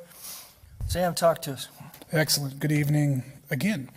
We're here to hold a public hearing and consider the following request by Brian Morris, R.A. Morris Group, on approximately 8.06 acres at the northeast corner of Peters Road and Burris Road. There is a major site plan to construct a 50,564 square foot pre-engineered steel frame building for the storage and distribution of chemicals, and a conditional use permit and associated resolution for the storage and distribution of hazardous materials. The CUP and major site plan request is for a new greenfield, single-story, pre-engineered steel building for the storage and distribution of hazardous chemicals. The business operation will receive bulk chemicals and then repackage the materials for distribution to end users. There will be a 2-level office space for administration functions within the single-height building, along with a 9-bay loading dock area. Most of the building will be used for chemical storage. Here is a close-up of the site. As you can see, there's Burris Road, there's Peters Road. It is currently a undeveloped vacant lot. Here is a really big picture of the site plan. I apologize for that. And at this point, I believe that they are only building building A, and that building B is a future plan. And you've seen this a couple times tonight, conformance with city code. Here's the list of criteria. I'm going to focus on these first 3. Conformance with the city's general plan. This use is in conformance with the general plan of 2030. The general plan designation for the site is manufacturing and industry, which supports both the I-2 zone and the proposed use. And you can see here that it is deep within and centralized in this general plan designation for manufacturing and industry. And then I want to talk about the conformance to the city's zoning ordinance. The proposed use is located within the I-2 General Industrial Zoning District and requires a conditional use permit. The plan does conform to all of the I-2 zoning standards set forth within the zoning code. And again, this is kind of centralized deep inside the I-2 zone. So there's not as much concern with less intense adjacent uses. It is I-2 on all 4 sides and then some. And the third thing I wanted to look at was the pedestrian and vehicular ingress and egress. This site is proposed to have a drive access along West Peters Road. They will be providing a sidewalk along the Peters Road frontage. The planned gated vehicle access along the there is 2 planned gated accesses on the north side of the development, which when Center Avenue is completed, then those gates will be opened up, those roads will be finished, and there will be access to Center Road in the north. Along Peters Road, they will be putting in a right turn in and right turn out along the westbound lane of Peters Road. So it will taper down to where they can enter on the north side here. So they'll come in here, it tapers in, they can enter here, and it'll be a right turn out. and it will taper back into, so they will be adding a new lane along that westbound for the deceleration and then the acceleration back onto Peters Road. And that will end at the, or just before the Burris Road connection there at the intersection. The conditional use permit. A conditional use permit is required per city code regarding those uses involving the storage, utilization, or the manufacture of volatile or explosive materials or products. And one of the major functions of the proposed development is, in fact, the storage and repackaging of certain hazardous materials. So it does require that conditional use permit. So there are the 5 requirements for conditional use permits. I'd like to focus in on number 2 for sure. As you can see, there is more information in the staff report detailing each of these criteria, and they have all been met. I did go into them. That the site for the proposed use relates to the streets, highways adequate in width and pavement type to carry the quantity and the kind of traffic generated by the proposed use. So the site is adjacent to South Burris Road to the west and Peters Road along the south, both of which are adequate to carry the quantity and kind of traffic generated by this use. Both these roads are adequate to carry the expected type and quantity of traffic that will be created by this proposal. A right-of-way dedication and improvements are required for portions of both Burris Road and West Peters Road.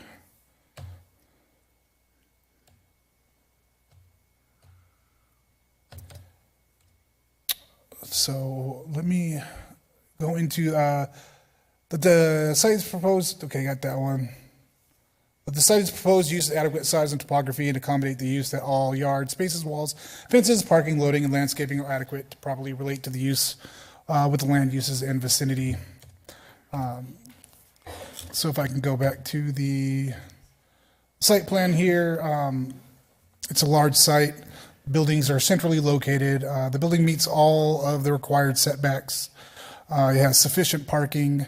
The grading and the drainage and all that has been reviewed and approved by our engineers. The traffic engineers have approved the road design as it is. That the proposed use will have no adverse effect on the abutting properties. The abutting properties, 3 are undeveloped land at this point, and the other one is also I-2. So we got an I-2 to the south. I believe that is the yogurt factory. Oh, that is Tractor Supply to the south there. So this should not have any significant impact on those current uses. It is in conformance with the general plan as we've previously discussed, and that the conditions stated in the approval are deemed necessary to protect the public health, safety, and general welfare. And the condition being that all chemical wastes need secondary containment from the entering floor drain, sanitary sewer, and/or stormwater. No industrial process wastewater discharges are allowed without obtaining an industrial discharge permit. Any wastewater containing FOG, which is fats, oils, grease, and grit, must pass through a grease interceptor or sand oil interceptor that is adequately sized and maintained according to the City of Casa Grande pre-treatment regulations. Interceptors need to have a pumping, cleaning record and are subject to annual inspections. So yes, they are processing and handling hazardous materials, but this condition requires that they meet all safety and health and welfare requirements to handle those chemicals. Public hearing notification was sent out as is prescribed by code. Our staff has received no inquiries or comments about this proposal. So at this time, staff recommends the Planning Commission approve the conditional use permit and associated resolution DSA 24-00054 for the storage and distribution of hazardous materials in an I-2 zone district with the following conditions, which I've read before. And staff is also recommending that the Planning Commission approve the major site plan DSA 24-00055 to construct a 50,000 square foot, 50,564 square foot pre-engineered steel frame building for the storage and distribution of chemicals. Any questions? Commissioners, questions for staff?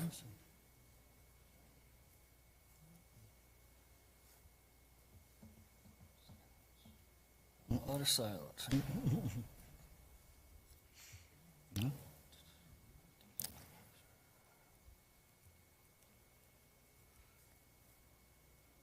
Okay, no questions for staff. Would the owner or their representative please come forward and address the commission?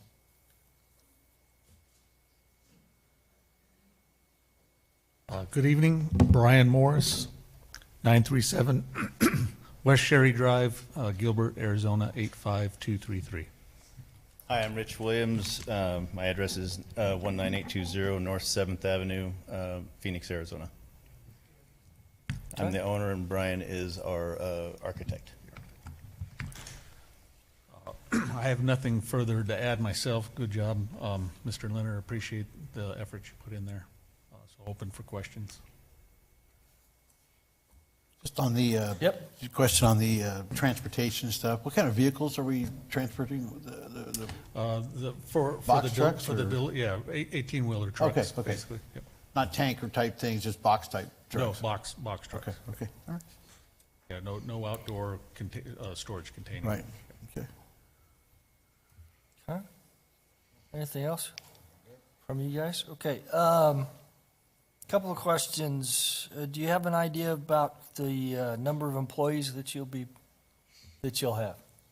Yes, we anticipate starting out with about 20 employees at the site, and if we end up going to 2 shifts, that could double, so Okay. so up to around 40. And it's over one shift, right? Yeah. 8 to 5, one shift. And then,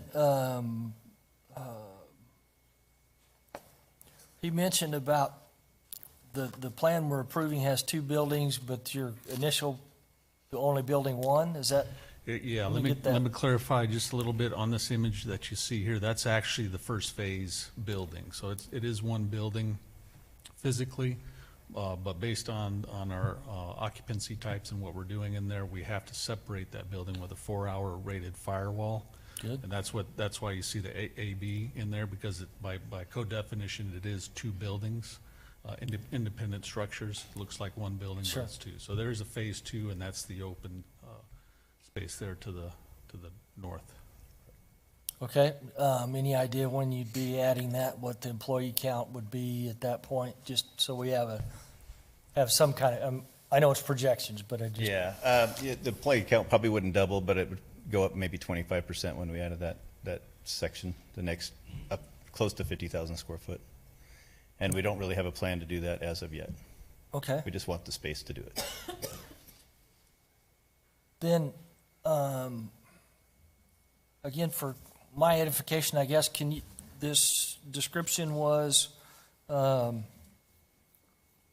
storage and redistribution, are you repackaging? Yeah, storage and distribution. Help us understand what's going on. So we're a semiconductor chemical supplier, distributor, and so we bring bulk products in, truckload quantities of, let's say, cases or drums or totes of chemicals that are used in the semiconductor process, and then break those out and to deliver to different clients in Arizona. So, you bring truckloads in and you take small loads out to deliver to clients. Okay. And those could be anywhere from gallon bottles to drums to totes. Okay, then they mentioned about the concerns about getting into our drains, and any comments that you'd make about that? That seems to be applying an open use type of situation. So there is no anticipation of chemicals ever making it to a drain. We do have secondary containment as prescribed by the building code, and that's to accommodate any accidental spill that might occur. We don't anticipate it, but the code requires us to accommodate that. Sure.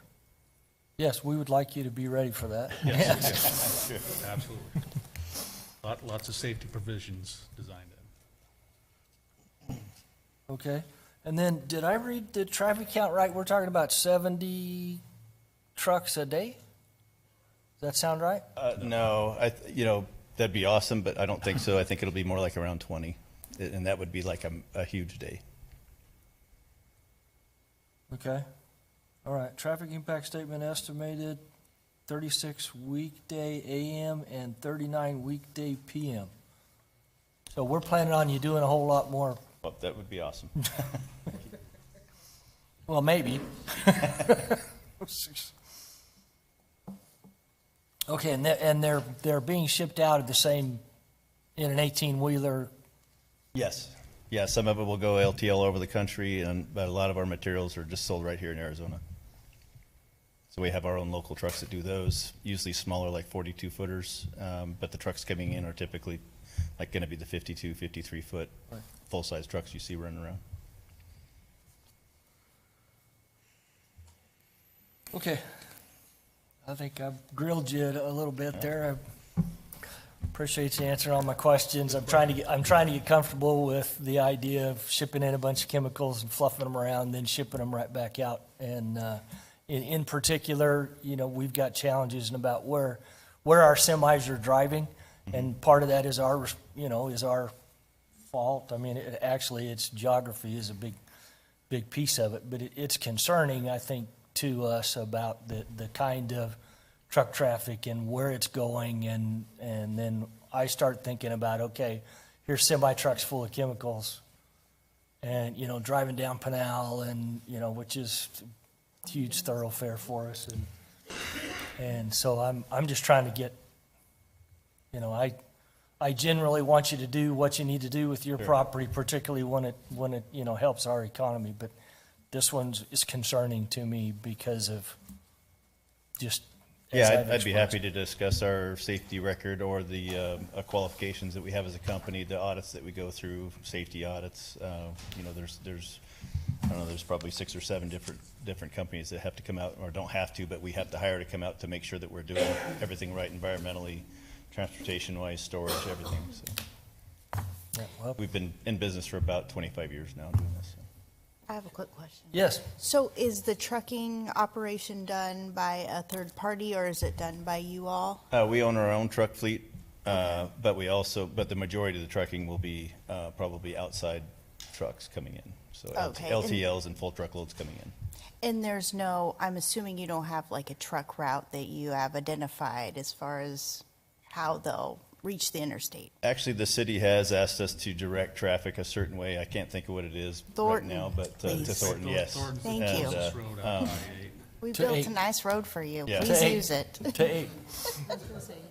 So we're going to do our best. Obviously, we're not in the truck with the driver, but we'll Sure. do our best to direct them. Excellent, thank you. Okay. Yep. Yeah, I don't know, again, it's an ongoing challenge, and it, you know, it's not his fault that we have the road the way it is, but it's concerning. You know, it's concerning to us, and we appreciate you, you know, appreciate you're interested in being in our community. We want to meet the challenges together, and any other questions? I'll shut up, quit rambling on about it. Okay, thank you. Anything else you'd like to add? No, thank you. All right. Appreciate all the help. Thank you. Now, I'd like to open the public portion of this for this issue, and anybody from the public like to address this issue, please come forward. Okay. Seeing none, I'll close the public portion of the meeting. Not the meeting, for this issue. Bring it back to the commission. Well, go ahead. Chair, I'd like to make a motion. That'd be great. I'd like to make a motion to approve. The conditional use permit. Yeah, approve the conditional use. Actually, permit, both. Associated resolution DSA 240004 for the storage and distribution of hazardous materials in an I2 zone district with the following conditions. Second. Got a motion and a second. Any discussion? I'm struggling a little bit, again, as I had expressed. I don't know how we get more comfortable with these kinds of issues, and anyway, I'm struggling. Glad you all are feeling okay. Any other discussion? Well, Yes. we are becoming the semiconductor capital in in the country here in Arizona, so we all have to play our part and be accommodating to these people that are coming in. And I know we all have the concerns of traffic and safety, and as long as they're willing to abide by all of that, and I'm sure they're experienced in that, then,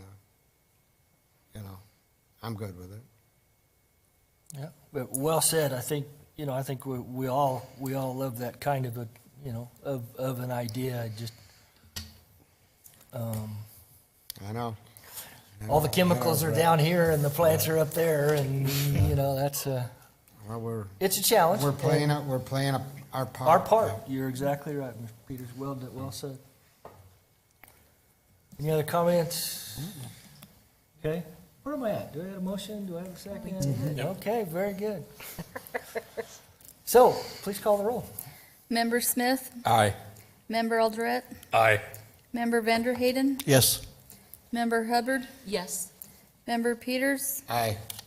Vice Chair Garza, Aye. Chairman Benedict.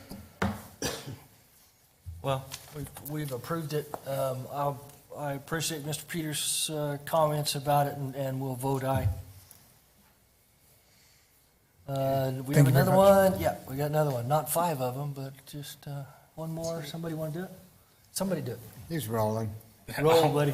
I'll make a motion to approve major site plan DSA 240005. Okay. Second. Do we have conditions? Okay. Any discussion on this?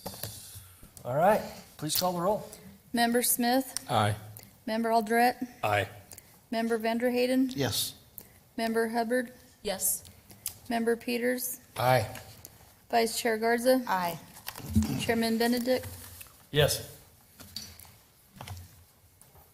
Okay. That's all approved. Next, we'll consider forward a recommendation to City Council on the Florence Boulevard Design Concept Report from Mr. Tice. Talk to us. Thank you, Mr. Chair, members of the commission. So this evening, we'd like to present to you the Florence Boulevard Corridor Design Concept Report. Or we might refer to it as the DCR, Design Concept Report. And so the first thing I'd like to say is what this document is exactly as the name implies, it's a design concept. It's a design concept that, if approved, will be further developed into what we'll call civil design plans, the actual design for different segments of Florence Boulevard to enhance the appearance and functionality of the whole corridor. So the project, the DCR, does cover Florence Boulevard all the way from I-10 to Arbor. It doesn't quite go to Pinal, but it goes to Arbor. And so I'm going to talk a little bit of an overview of how we got here and some of the stakeholder process that we've gone through and the changes we've made as a result of that process. And then I'm going to hand it over to our consultants from J2 to give you a little bit more detail on the design details embedded in the design concept report. In the end, after you hear the presentation this evening, we're going to ask you to vote to make a recommendation to City Council to approve this document. And it is scheduled to be considered by City Council at their meeting on April 7. So how did we get here? What's the genesis for this project? And the genesis actually started about, I'm going to say about 6 years ago, with when the city brought in something called the Technical Advisory Panel from the Urban Land Institute. And that panel was experts in various aspects of urban development and land development, came down and looked at our downtown area specifically, and areas surrounding our downtown, and we're making recommendations on ways to invigorate our downtown and improve the environs of it. And really, 3 recommendations came out of that study and that process that related directly to Florence Boulevard. The first is that they recommended that we create a stronger connection between our historic downtown and the adjacent Florence Boulevard corridor. And I'm going to bump down to number 3 before I go to number 2, to also create an entryway feature that welcomes people to downtown Casa Grande. So the design idea here is to link our kind of historic and we'll call it our boutique downtown to the commercial corridor adjacent to it in Florence Boulevard. And so we did that, and we did that initially with our general plan. And in our general plan, we created a downtown land use category for the first time, and we expanded and we included in that downtown category not only our historic downtown, but the adjacent areas of Florence Boulevard between Brown and Arbor, and we extended it even a block or 2 north of Florence to really tie those 2 together in a planning sense. The Florence Boulevard Design Concept Report tries to tie those 2 together, our historic downtown and the Florence Boulevard corridor, in a design sense as well. So I mentioned a little bit about the downtown land use category that we created with our general plan that was approved by Planning Commission, approved by City Council, and ratified by 83% of our citizens. And in that downtown category, there are various design kind of intents for the downtown, and you can see those right there in the 3 bullet points. But there's very specific downtown design standards, which is streets should be designed to accommodate pedestrians, cyclists, automobiles, transit, autonomous vehicles, and ride-share services. Sidewalks, we should provide sidewalks with decorative pavement designs, parking, street trees and planters, decorative and alternative street paving or ribbons, benches, trash, artwork. So all of these design standards were in fact incorporated into one segment, at least of the, actually all segments of the Florence Boulevard Design Concept Report.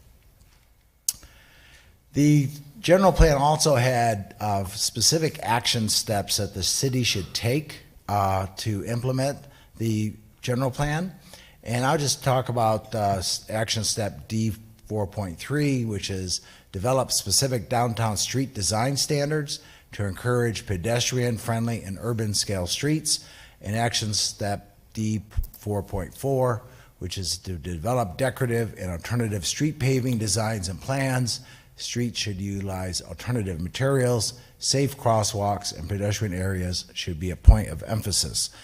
All of these design intents are implemented and reflected in the Florence Boulevard Design Concept Report. And then we have a city council strategic plan that talks about council's strategic objectives for the city. And the one in bold there is to create an image to attract residents to visit and live in Casa Grande, and specifically to develop the Florence Boulevard Corridor Plan, which is what we have before us tonight. We also have under community enhancement to plan and execute city entrance sign improvements. In the DCR, we have an entrance gateway sign at both the west end, welcoming drivers and residents and visitors to downtown, and on the east end, welcoming visitors and residents who come off the interstate.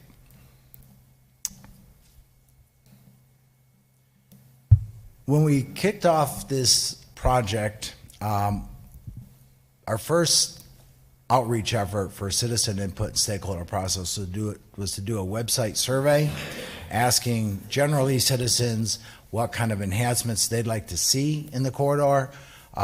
Those are some of the comments we saw on the screen. I've also attached for the Planning Commission, I think, some of the specific comments cards that we received through the process.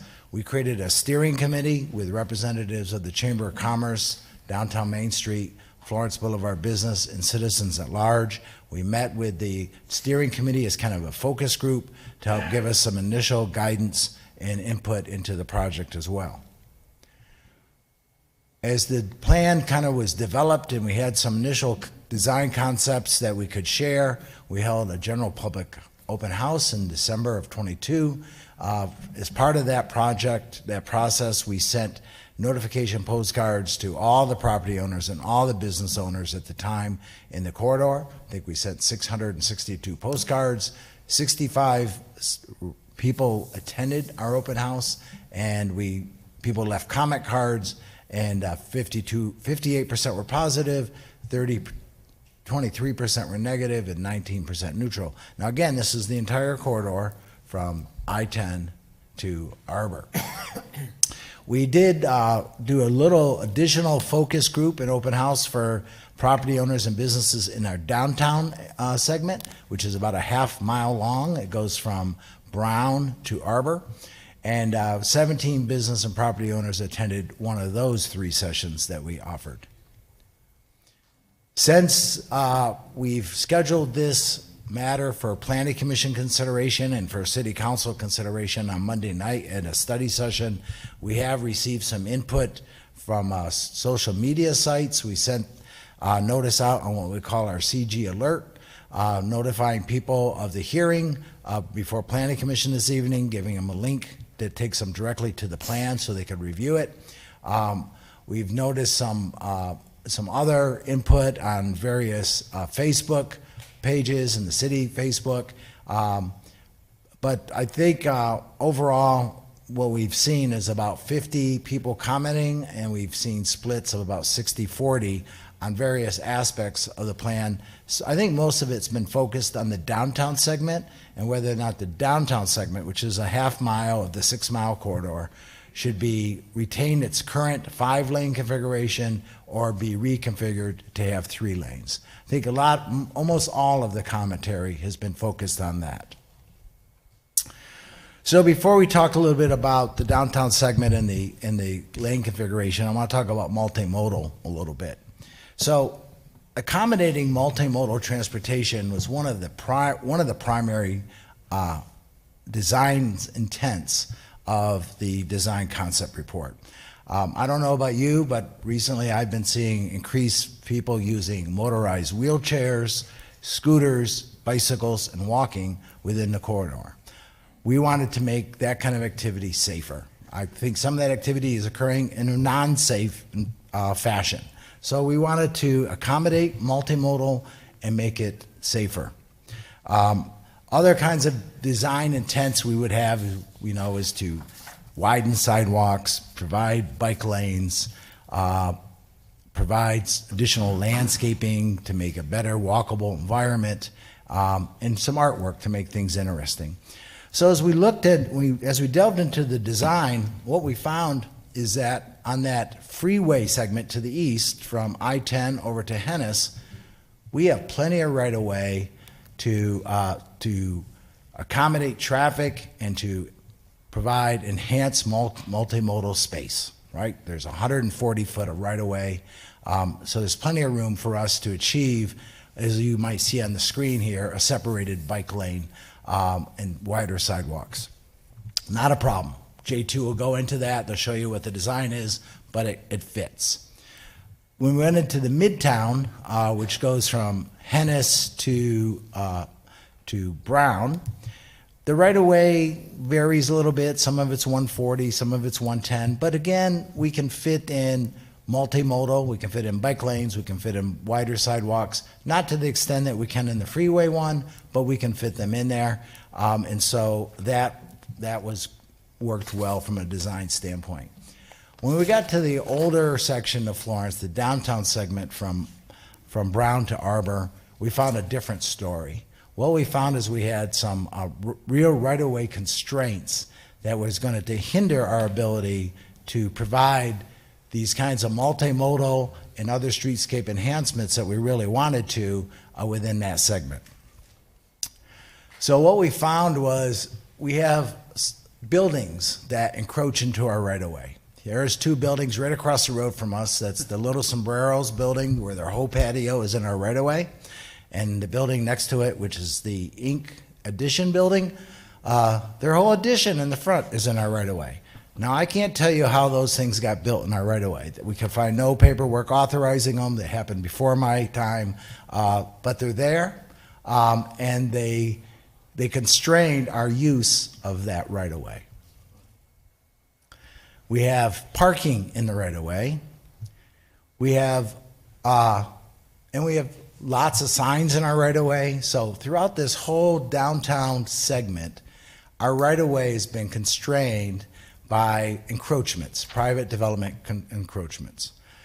Now, and many of those encroachments would be very disruptive to those businesses to remove them, right? They're kind of on the public property, but very disruptive to remove them. So from a design standpoint, we didn't create an option that says, oh, let's leave the 5 lanes like they are, and let's remove the encroachments to introduce our multimodal kind of enhancements for wider sidewalks, bike lanes, enhancement of landscaping, et cetera. We knew that was going to be too disruptive. But we did hear a significant amount of public comments questioning the ability of the downtown segment of Florence to handle both the existing and the future traffic with a 3-lane configuration. And one of the reasons why the 3-lane configuration was proposed for this half-mile section in the downtown was to free up some space where we could introduce the bike lane, the wider sidewalk, the areas for businesses that have outdoor seating and patios, artwork and landscaping, because we knew we had limited ability to do it with the existing 5-lane configuration. We do think that the traffic should go slower through the downtown segment as well. We think that's, again, part of the extension of the downtown. We want that to be a more pleasant kind of environment through that 1/2 mile section. We did shorten the downtown segment. It used to go from Treckle to Pinal. We shortened it to Brown to Arbor. From Arbor to Pinal, we would, under any option, we would retain the current 5-lane condition. From Treckle to Brown, the same thing. If we did in the future decide to pursue the 3-lane configuration, we would transition from 5 to 3 between Treckle and Brown, and back up to 5 from Arbor to Pinal. So we created 2 street designs for the downtown segment. We have one design that says, let's keep the existing 5-lane configuration like it is, maybe modify it slightly to narrow some of the lanes up a little bit, create a 3-lane configuration. So there's 2 options. Option A, retain the current 5-lane configuration, but however, and that's what it would look like on this screen, but due to the right-of-way constraints, a bike lane could not be included. The sidewalk widening would essentially not occur or very limited, and we could squeeze in some additional landscaping and artwork. We'd have to reduce those. But we don't achieve the multimodal objective that we really wanted to achieve with the 5-lane, just due to those right-of-way constraints that I mentioned to you. Option B, which is to modify the 5 lanes to become a 3-lane configuration, that's the option that does allow us to do make those kinds of streetscape enhancements that we talked about, the multimodal, the pedestrian, the artwork, and the landscaping. You do see in this design some angled parking. We probably would not do angled parking even in this scenario. We'd probably just do parallel. But we would be able to provide some additional parallel parking for those businesses along the corridor, the frontage of Florence, that do not have adequate parking, or to provide some additional public parking for our guests and residents. We also made a change to our freeway segment, which is that segment that's on the far east from I-10 to Hennis. And in that one, we actually recommend going from the existing 4 lanes, 2 through lanes in each direction, and adding an additional through lane on both sides to create a 6-lane configuration. We believe our studies show us that that's where the heaviest traffic is on Florence, and where the greatest growth in traffic is going to occur is between I-11 and Hennis. We have some vacant sites there, as you might know. We have like Sun Life being built there right now, some additional developments. We have some other vacant sites. The traffic is going to increase in that segment of the corridor without doubt. So we need to accommodate that. At this point, I'm going to pause and hand it over to Jeff Velasquez from J2, and Jeff's going to talk to you a little bit more about the specific design that's being proposed in the DCR. Jeff.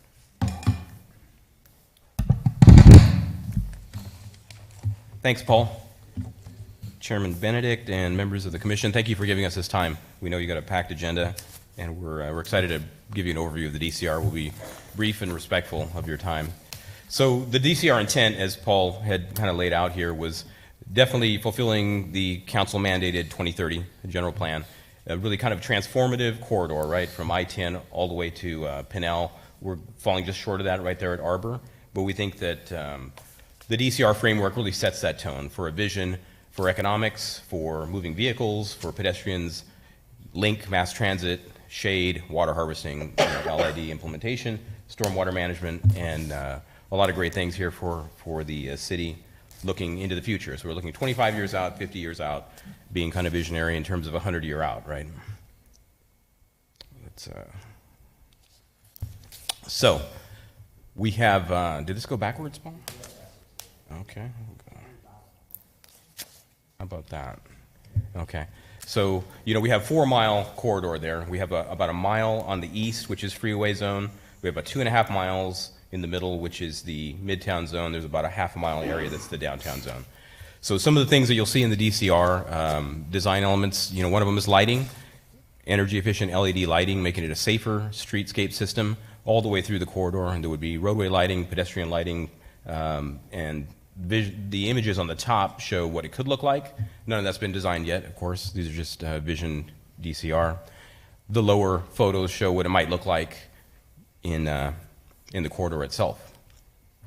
Pavement systems, the general plan talked about, getting alternative pavement systems, crosswalks. We could do stamped asphalt with reflective coating materials to cool that temperature 20 degrees, and there's all kinds of great things you can do. ADA accessible improvements, ramp improvements, water harvesting, and that type of thing. You can even stamp and seal and imprint the middle lane throughout the street, throughout the corridor to enhance the look and the aesthetics of Florence as well.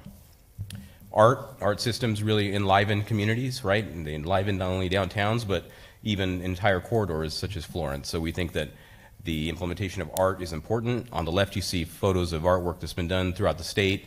On the right, you see a couple of elements, even potential shade structures at corners that might be able to be implemented in terms of an art element. Maybe even something like Neon Sign Park, kind of having kind of a neon or a faux neon element, as you see on the lower right.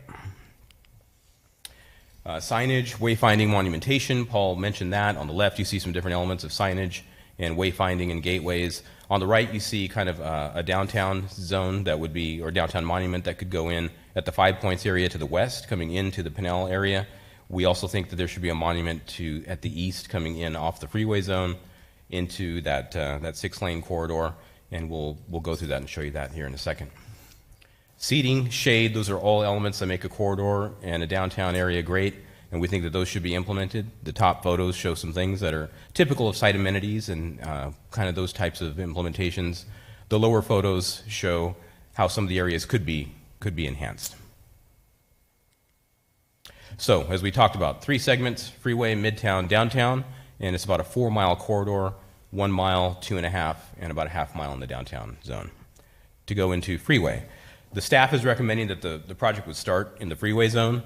So the other element, like at the far west, downtown would probably be potentially 15, 20, 25 years down the road. So it's kind of not really an immediate element right now. I think they're recommending freeway because of the growth and things that are happening on the east side of the corridor.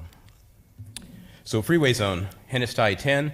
This is an example of the interpretive element of that signage gateway monument being on the westbound approach off the I-10 freeway zone. This element also shows kind of the water harvesting at the DG planting area. We can take kind of dirty first flush stormwater off the streets, deep water some of those trees and landscape areas, and we have done that in other areas. It deep waters those trees and really helps keep those trees healthy and conserves water, of course, and you get that first flush out of the street, and this kind of just shows that area with the monument. So the freeway zone, as Paul had mentioned, this vision is a 6-lane corridor condition, and the middle has a median that has left turn lanes throughout, as you see right here. I believe that is a 14-foot landscape median with a turn that's built in. This hasn't been designed and detailed, so that would come with later engineering. You would have those median breaks implemented with public involvement and with city traffic and engineering implemented as well. You see a couple items here highlighted. The 10-foot pedestrian walkway on the north side. You have a 10-foot wide pedestrian walk on the south, kind of a real tree-lined corridor, so it's a shaded area. And then in the green, you see a separated bike lane, which you get all the way through the freeway zone. That separated bike lane is safer for bicyclists to be able to use that corridor. There are enhanced mid-block crossings, as you see there, in the orange stamped asphalt. And there is a bus stop where you can kind of implement enhancements to the link system and other bus routes. This is a few images of what that freeway zone might look like with the 6-lane condition, middle turn lanes, water harvesting in the planting zones, separated bike lane, and wide sidewalks. The Midtown zone, that is about 2.5 miles. It's the largest zone of the corridor. So the Midtown zone runs from Brown to Hennis. In the Midtown zone, you can see some of the buildings on the aerial kind of start to get a little bit closer and tighter to the right-of-way. So we're dealing with a little bit less property and space to work with in real estate, but this can still work with a 4-lane condition, 2 lanes in each direction with a middle planted median. That would incorporate left turn lanes, and that would be engineered, of course, in final design at appropriate turns in and out. You see the enhanced intersection there on the right side of the rendering, so that could have stamped colored asphalt. It would have a separated bike lane system, as you see in green, throughout the corridor, and those intersections would be designed specifically in detail to have that separated bike lane go into a crossing mode at the intersections. Here you have an 8-foot wide walk on the north, 10-foot wide walk on the south. There's just kind of trade-offs that you'll have to do with the real estate that you have to work with in the middle of the zone. Here's a few images of what that Midtown zone from Brown to Hennis would look like. Top left shows the plan, bottom left shows kind of bird's eye perspective aerial, and the 2 right images show that separated bike lane and how some of those stamped crossings can occur. There would be ADA accessible improvements at all of these intersections, of course. The downtown zone. As Paul said, we've heard lots of input on the downtown area. So the DCR presents 2 options, both a 5-lane and a 3-lane. So there isn't one proposed over another. You have the options there in the design concept report for future reference. So in the 5-lane option, you have, showing kind of the Casa Grande improved stamped asphalt intersection. You have improved ADA accessible walkways and corners. On the 5-lane zone, you don't have the bike lane. The room is really constrained, but you do have the middle turn lane all the way through, similar to now. You do have some landscape, not as quite as much as the 3-lane, but you do have some landscape that you can implement. The downtown zone, we do feel, now one thing that staff's recommending is that the first build occur east at the freeway zone, but they do recommend that there is an entry monument at the freeway zone, but immediately there would be an entry monument at this point in the downtown 5 Points area. So if you did build freeway, I think staff's really thinking that you do build both entry monuments as a bookend on the west and east. And that's what you're seeing here at the 5 Points. So image and character, the 5-lane option, kind of before and after. You can still stamp that middle lane, still kind of make some enhancement there, stamped asphalt. The landscaping isn't quite as robust as the 3. The sidewalks don't widen as much, but you do have some improvements on the 5-lane option. And some before and after character images of the 5-lane.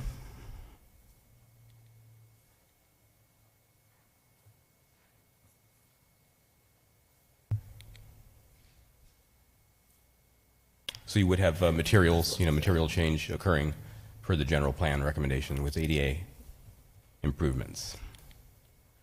The 3-lane option, you've seen probably before early on, and in the DCR, it would be 1 lane in each direction with a middle turn lane.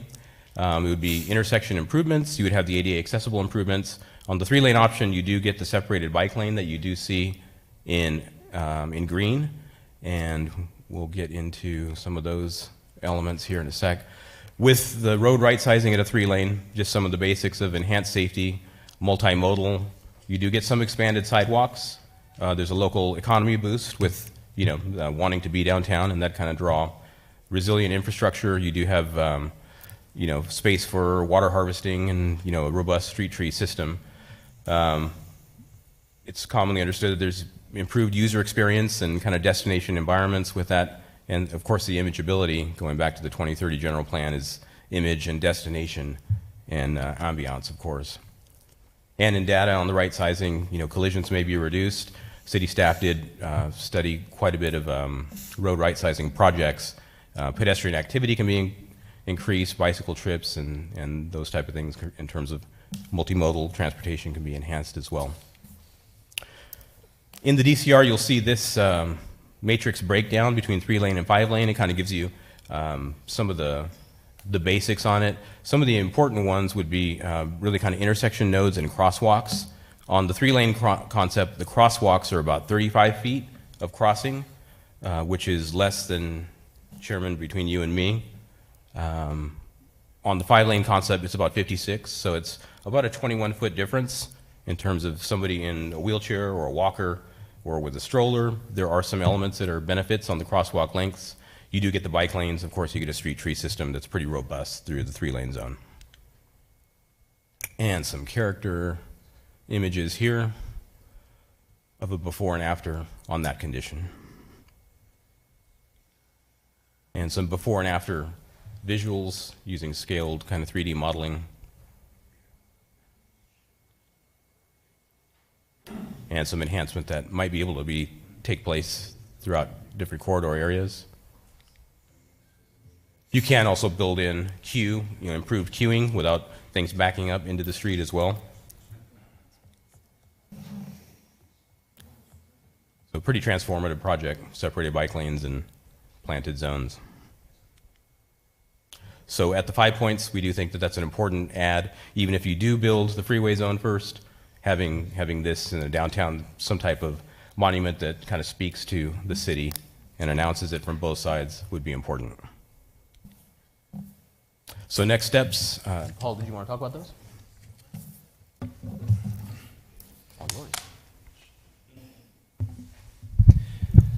Thanks, Jeff. So as we've been discussing, this is a design concept report. So if it's approved, there would be some next steps. Before I get into the implementation, this will be formally considered by City Council at their April 7th meeting. If it's approved, our next step is to go ahead and work on creating design and construction plans for the first phase. Staff is recommending the first phase be the freeway phase at the far east, and then moving westerly over time. That process of additional civil design will involve additional stakeholder process with businesses, property owners, and the general public. In addition, it will be associated with funding requests through our capital improvement program. Excuse me. So phase 1, as we see it today, the freeway zone, you can see we think that process from design through construction, and as Jeff mentioned, it's a 1 mile segment, will be from 1 to 5 years. In our current CIP, we do have funding to start the civil design work on that. That contract hasn't been let.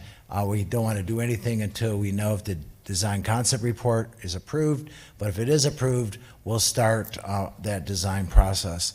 Now, one of the benefits to starting on the freeway zone as well as you can see all those vacant properties, and if we approve this DCR, as those vacant properties develop, we can work with those developers and their site designs to incorporate some of the design that you're seeing tonight for the freeway into their project design. They can design sidewalks and landscaping that complements what the city will add with bike lanes and travel lanes. So we think it's important to start there so we don't miss the opportunity to partner with private development to start implementing that first phase. But this all will take time. So 1 to 5 years for the freeway. Then if we move into Midtown, it's a longer section, 2.5 miles, as Jeff mentioned. So we think that's another 5 years, takes us out to 10 years from now before we get through the Midtown. And again, that is a process that will involve additional stakeholder process, additional public meetings, and input from both property owners, businesses, and the general public as to what that design should be. It's a big segment, 2.5 miles. We're not going to budget it off in one chunk. It'll be, maybe it'll be, 3/4 of a mile, half mile kind of segments that we'll design at a time. And then last, we'll finish up with the downtown segment, Arbor, Brown to Arbor. It's a half-mile segment. So we think we're probably 15 years out, 10 to 15 years out from now before we get to that design process and that construction. One of the reasons why our staff is recommending that we keep 2 options on the table for the downtown segment, both the existing 5-lane option and the proposed 3-lane configuration, is because lots of things are going to change over the next 10 to 15 years. And so we don't have a great crystal ball, but we think we just need to keep those options on the table to be able to better evaluate what's the best design for that segment when we get there 10 to 15 years from now. With that, I'm going to conclude my remarks. We do have, as we think about this additional public input and stakeholder process, our public works staff has been working on an idea that would allow us to use AI-enhanced public engagement tools, and they just want to show you a little bit about the kind of tool that they're working to implement. Clark? I think he's just going to run the video for you. Okay, Is that all right? perfect, perfect. If someone else is in charge, that's all the better. Thank you. Do want to take a moment to expand on the introduction there.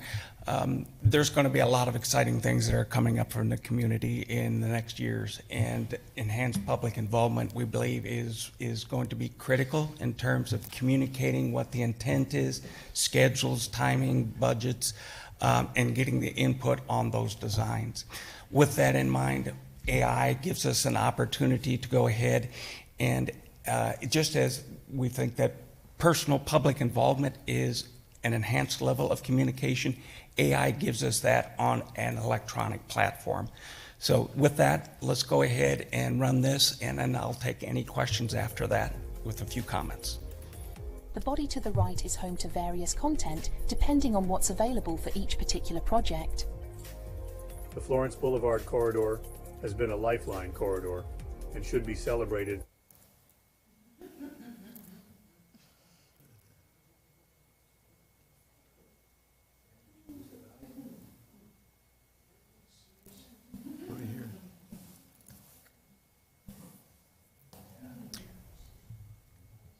Well, we started off strong.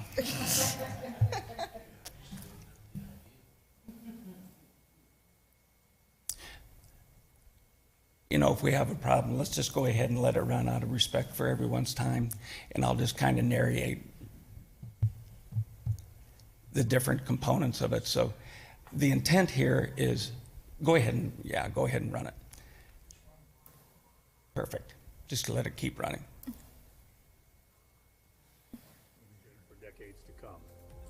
The revitalization of this urban corridor will ensure that it continues to serve as a significant commerce destination and entertainment environment into the future. After the introduction, the viewer is free to ask questions by typing in the conversation window or holding T to talk if they have a microphone. Conversations are stored in a database where AI can filter dialogue for review.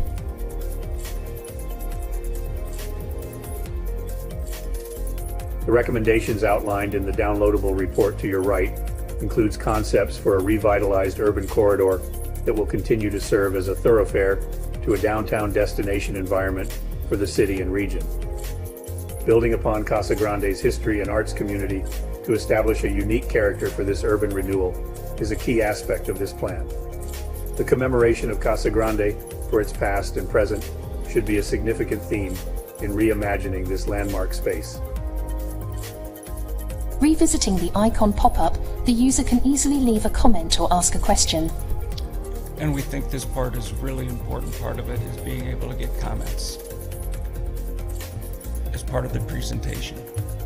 The Details button presents deep description of the project, budget, and other pertinent information.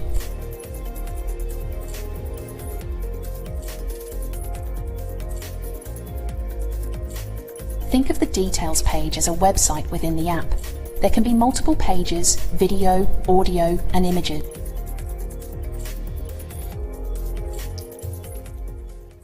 And as the use of this tool expands, and it can also sense the mood, if you will, of the questioner, and it can adapt in terms of its responses.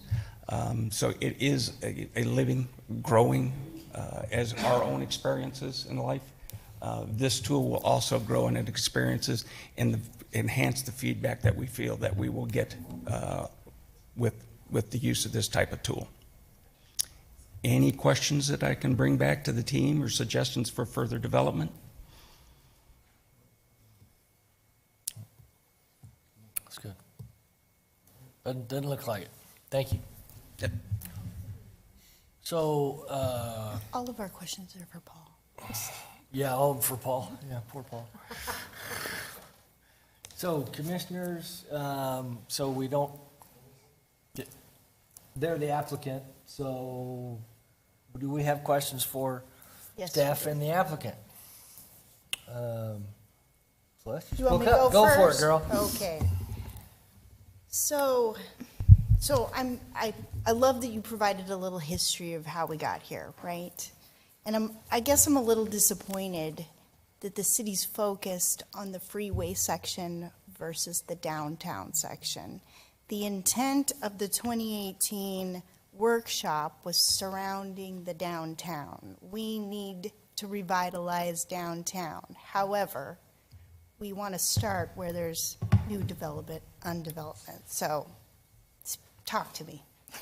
So as I mentioned, one of the benefits of starting on the freeway side is to allow some of those pending future private developments to help us implement the plan without using, all CIP money, right?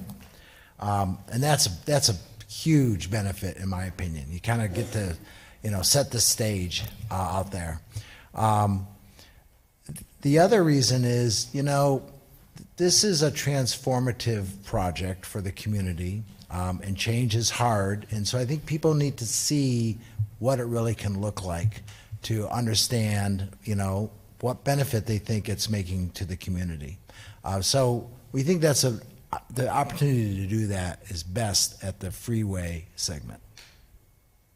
I disagree. Okay. Yeah, I completely disagree. I think we need to value the folks that have spent all of their time here implementing businesses, and this should be the priority, in my opinion. So one of, look, the planning commission is going to make a recommendation to council, and your recommendation can be to change the phasing, right? I mean, that's your prerogative. You always So give us this option. if that's what you really think, then you should make that recommendation. There you go, girl. But, Yes. Paul, don't you think that the majority of the people are more interested in the downtown section as opposed to the freeway section? They're probably just going to get more pissed off about the traffic congestions during construction on the freeway end of it, where it's just gonna interrupt them going back and forth to the mall and to the auto dealerships that are out there now, as opposed to trying to do like Gilbert did, do like Chandler did. I mean, I built a house in Chandler in 1997, and there wasn't anything downtown except an old abandoned bank, and some guy had a brainstorm to gut the bank and put a Santan brewery in there, and that was the start of Chandler, downtown Chandler. And Gilbert, same thing. Joe Johnson out there he had a market, and from that market he built a restaurant that had barbecue, and look at Gilbert now, and it didn't take that long. We're looking at downtown Casa Grande being the same as it is now for the next 15, 20 years. It's like 10 to 15, not 15 to 20, but 10 to 15, yes, I agree with you. 10 to 15. Right, But, right. I don't have that much time myself, but I'm thinking for everybody else. But Commissioner Peters, I totally understand your comments, and one thing that strikes me, though, is that on the freeway, that's where we have the ability to impact visitors, right, and set kind of the image and character of Casa Grande in their mind. That's where we make a first impression a lot of times. So I think it's important, right, to put your best foot forward and create a nice impression at the entryway. I totally understand, though, the downtown comments as well. I mean, but we do have people coming from now, so that would be the entrance to Florence. So I would think coming in from the other direction would be more so inviting, hitting Florence myself. I mean, I normally go down Pinal before I would even hit the I-10 to Florence, so I think we should be going the opposite direction.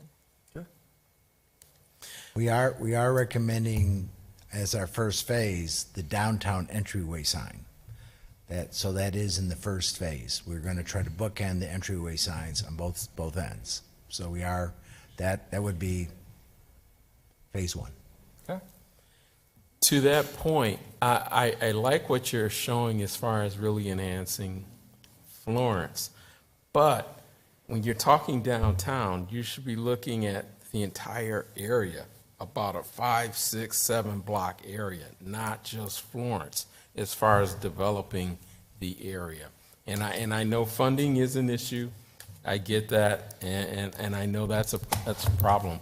But similar to Chandler and also Gilbert as well, what really made those areas grow were the actual businesses that they were able to attract, actually downtown. By attracting those businesses, that freed up and brought in more money and to actually expand their downtown.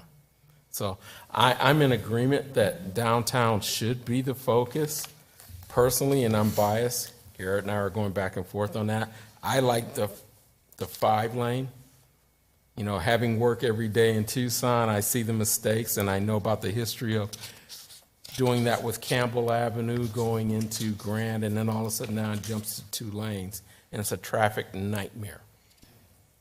I think if we're building for growth, we have to build for growth. And money is always cheaper now than it will be in the future.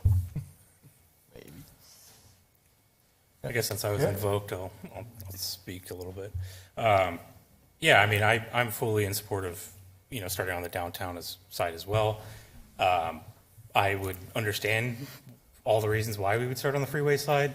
I guess the one issue, if we do start on the freeway side, again, speaking to Tucson, they did their Grant Road widening project, and now they're coming towards a point of, well, where are we going to find money to make up the little bit that it's increased to even build this in the time that we started this?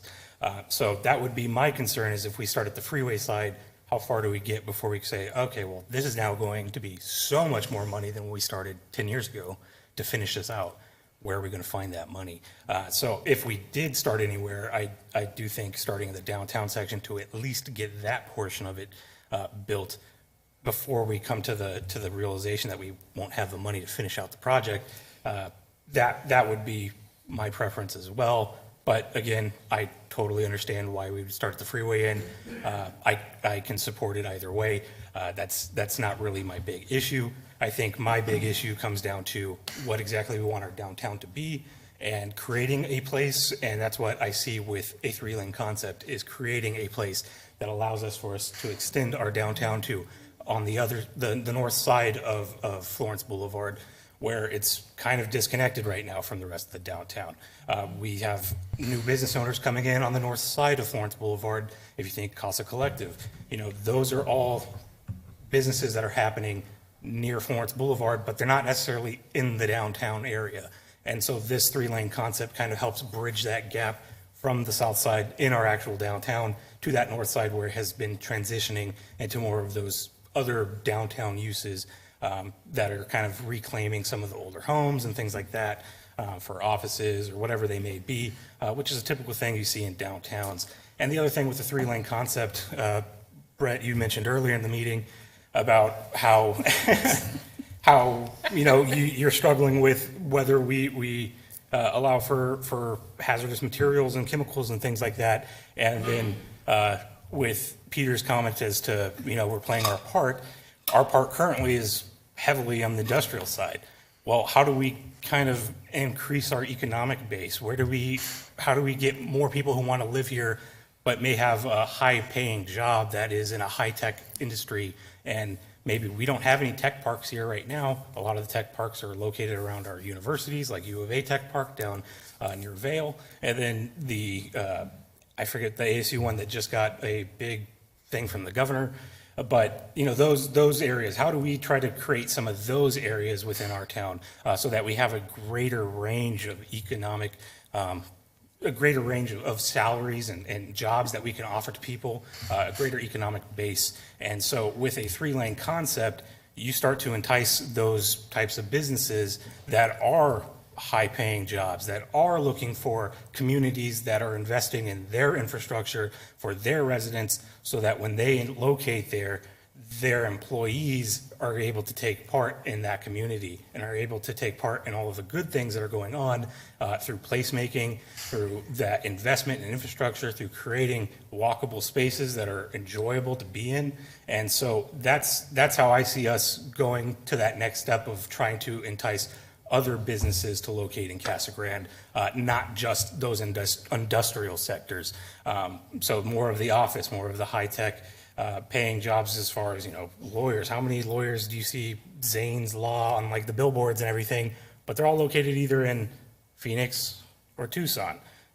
Why wouldn't you have an office here in Casa Grande if it's supported and your employees can have the access to the different amenities that we could provide? So that's really my reason for wanting a three-lane, is because of the opportunities it provides for the city and the future it can create for us, and just the economic value that it can come from a three-lane. And then also just rethinking of whose streets. Right now our streets are very auto-dominated. Obviously that's part of culture. It's something that's happened over the last 100 years as the automobile has become a thing. But streets have not always been for automobiles. Streets and grid plans, they've been around since the Romans. Timgad in Northern Africa, one of the best preserved grid plans of Roman grid plans, and that was before cars existed. So streets existed for people. So that's where I think the three-lane concept really gets it back to creating that balance between automobiles and people. And so if we can still support automobile traffic, which it sounds like all of the engineering does say it will support that capacity, then we can at least take some of that back for people and create a more inviting space. I'll get off my soapbox.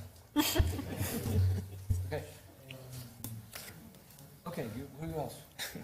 I just had a question on when we changed McMurray many, many years ago from 4 lanes to the 3-lane concept.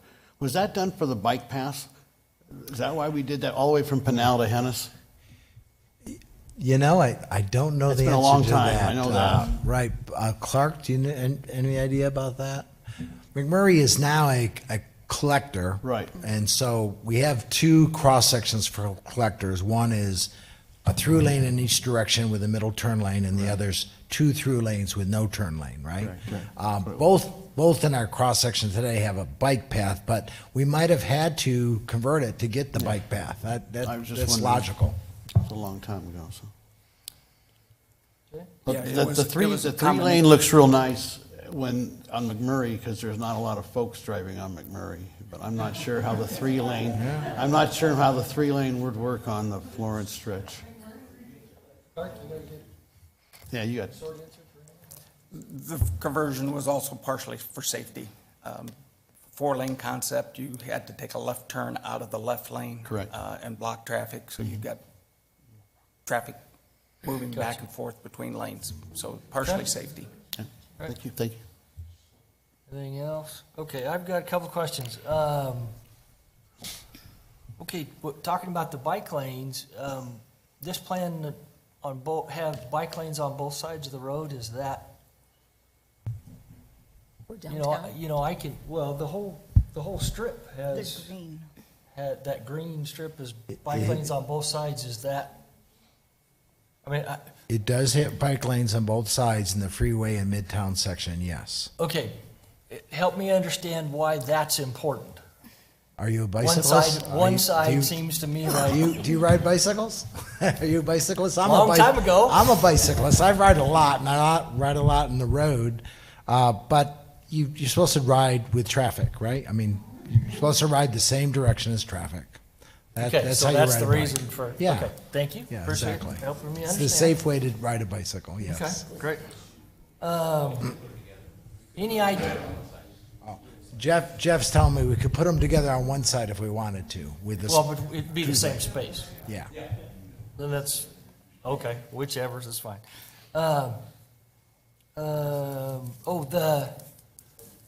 What did you call it? Stamp and seal asphalt? You know, really pretty. And, you know, that's really cool. What's the life of that treatment? Yeah, I know City of Mesa right now has been doing that on a lot of, well, all of their crosswalk intersections. They actually stamp it, imprint it, and it's a temperature reducing coating they put on it. It lowers unbelievably about 20 degrees, which I was a skeptic until I put my hand out there in I July. am, yeah. Yeah, and it was like 20 degrees cooler. A lot of cities are doing it all over the place. It's been, you know, it's probably about a 6-year life on it. It's a little more than standard asphalt because it has 2 sealers on it. Okay. So if you do like an intersection like what you're looking at there, that intersection will last several years longer than a standard blacktop.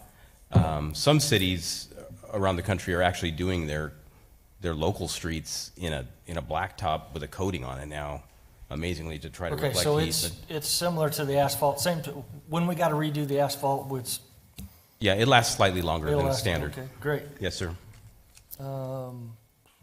What might happen is the color will fade. So the striping and all the maintenance will become the issue potentially sooner. You know, it won't look all fresh and new for, 10 years. Yeah, you have to retouch and then power wash. Yep. Yeah. yes, that I'm was a my road challenge. person. Thank you, yes, I appreciate that. Thank you, I appreciate that. Yeah, there's some other little details that when we start doing the real plan for the details, we dive into the details. Paul, Yes, Chairman, I have a please. question. What was the reason that the project didn't take in consideration Pinal? Why didn't it go all the way to Pinal? Well, the first reason is it's a state highway. Oh, that's not an excuse. We don't have control over Pinal. We But work- I can tell you that, on our future list is to do a DCR for Pinal. And you would catch that little corner Sure. when you do Pinal?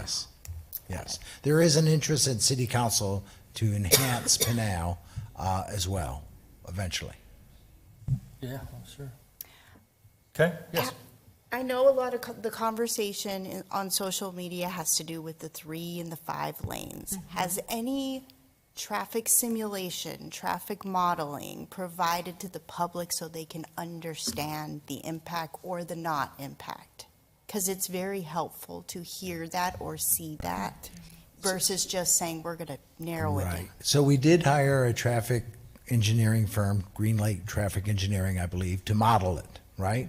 Both with, and it's the model, we have the model?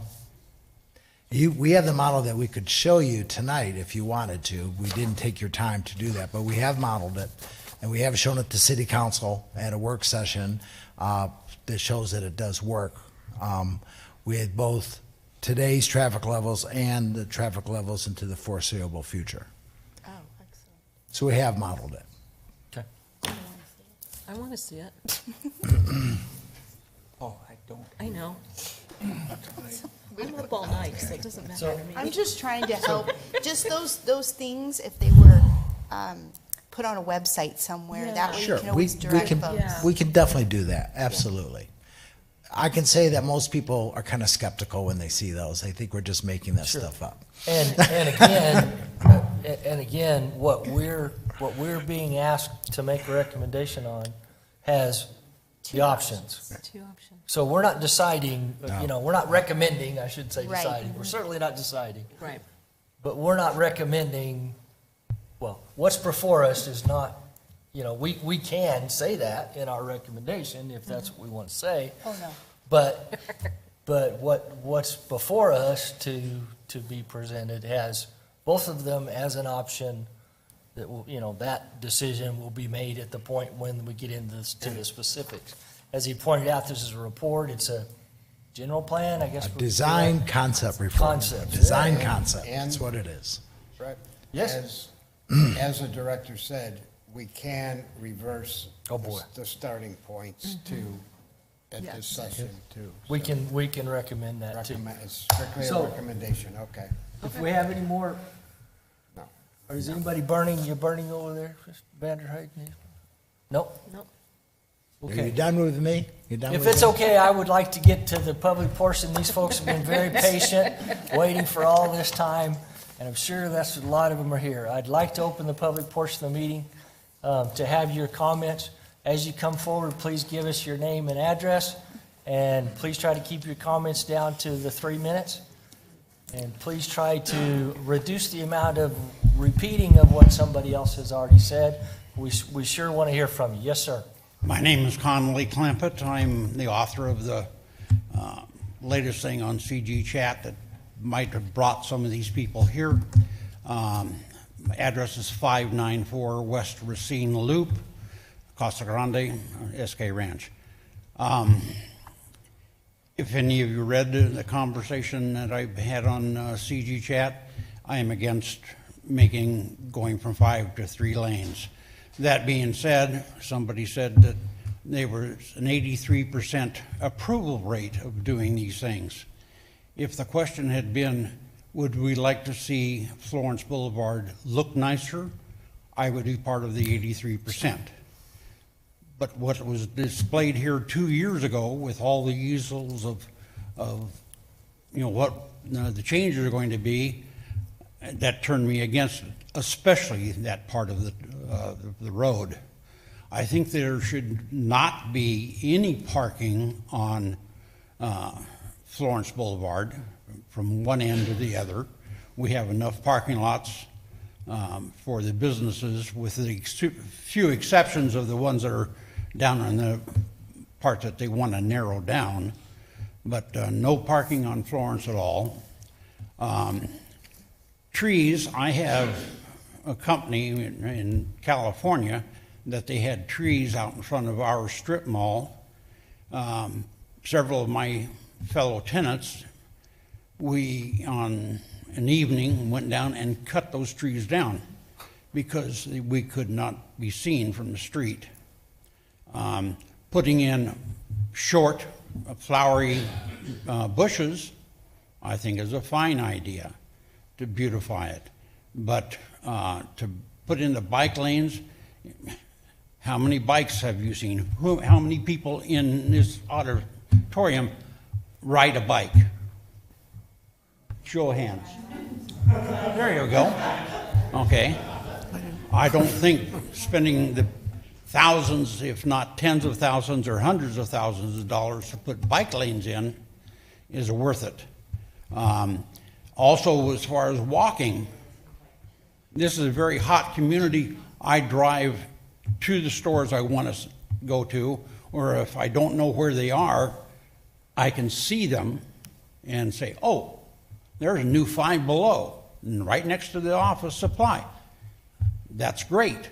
I can see those businesses I'm trying to get to, or see one that I have never knew was there before. But in any event, I think the 5-lane to 3 lanes, I think, is a bad idea. I think starting from the freeway is a very good idea. I like seeing the welcome mat there. Thank you. Thank you, appreciate it. Appreciate your comments.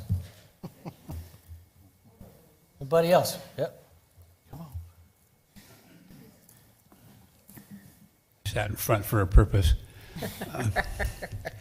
I made a little talk, and it's too late and too long to give to you, but I do want to say.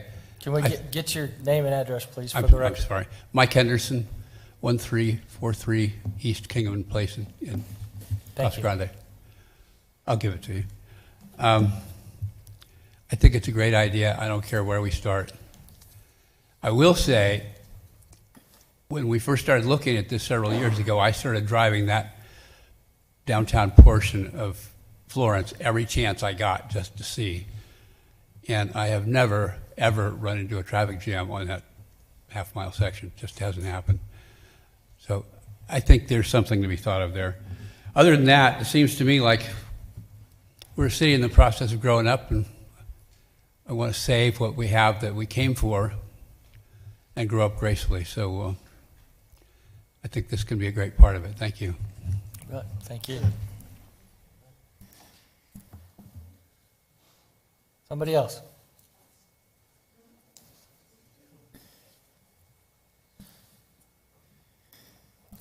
My name is Diane Collins. I live on 1113 North Cadota. I have been on the bicycle standpoint, and I have also an H2 Hummer. So I know the challenges of driving on Florence and pulling over and driving on a bicycle as well. And the only problems I've really had riding on a bicycle is if you're not following the traffic laws.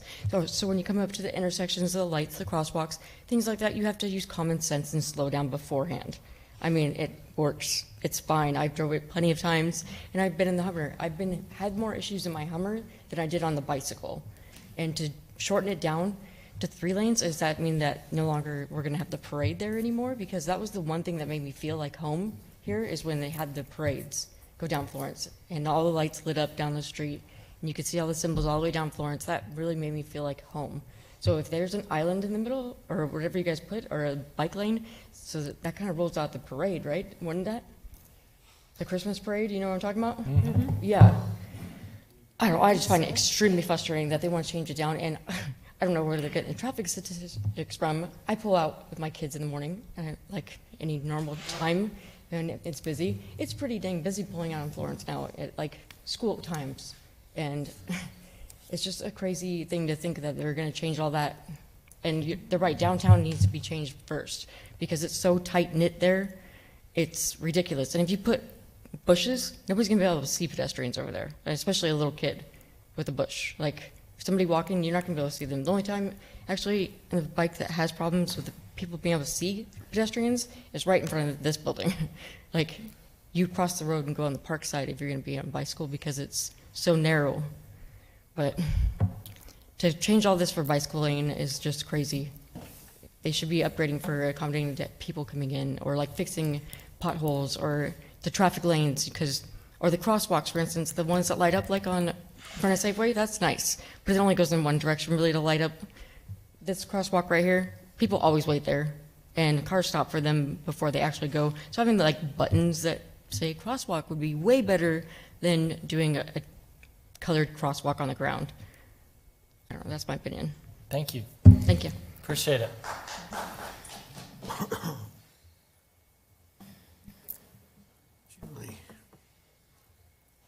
Julie Michelson, 809 North Lemberg. My first question is, in the past 50 years, how many times have we revitalized our downtown?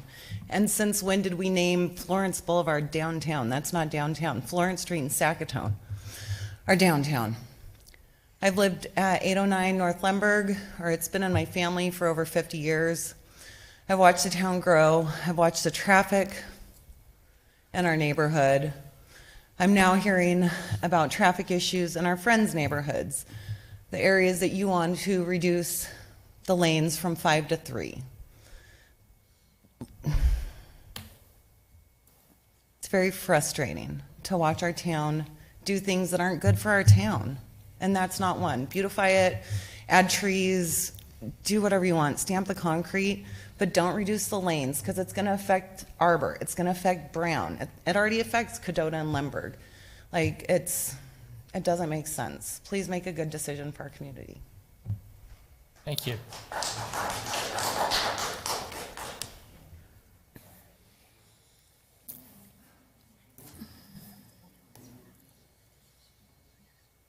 I'm G. Phillips, 1736 North Desert Willow Street. If you have a traffic study that says it's okay to dumb it down, why don't we try that? Just set up roadblocks out there, block off 2 lanes or whatever you want to do. Let us see how it's going to work that way. Let you see how it's going to work that way. I don't think it's going to work. I'm against the three lanes. Thank you. Okay, thank you.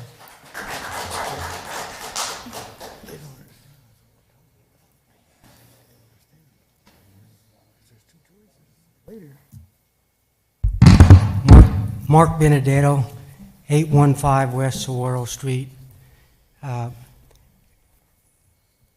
Shutting down Florence Boulevard to 3 lanes, that's a bad thing. It's a disservice to our residences, a disservice to our businesses along Florence Boulevard. The traffic would just stand still. You need 2 or 3 stoplights to get through one stoplight. If you want an example, whenever they're doing work on Florence Boulevard and shut down 1 lane, drive through there and see how long it takes you to get through there. 3 lanes is a bad deal. I wouldn't do it. All right. Thank you. Thank you.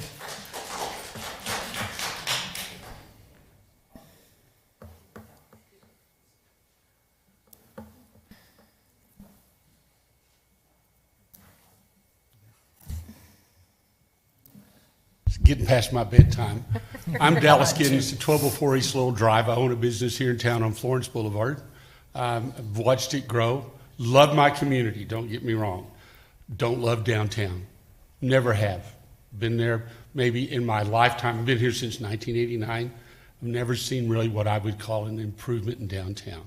They've done all the roads in there while they've ignored the rest of Florence Boulevard. I love the concept of being able to have a wider corridor down into our community. I love the fact that we could have more bike lanes, but I have an advantage of being right on a Potobomb, right by the Lowe's, right across from. I watched this last week, a 5-car pileup because people don't pay attention. We have a median there. I've watched when they came in, I watched cars go over the median.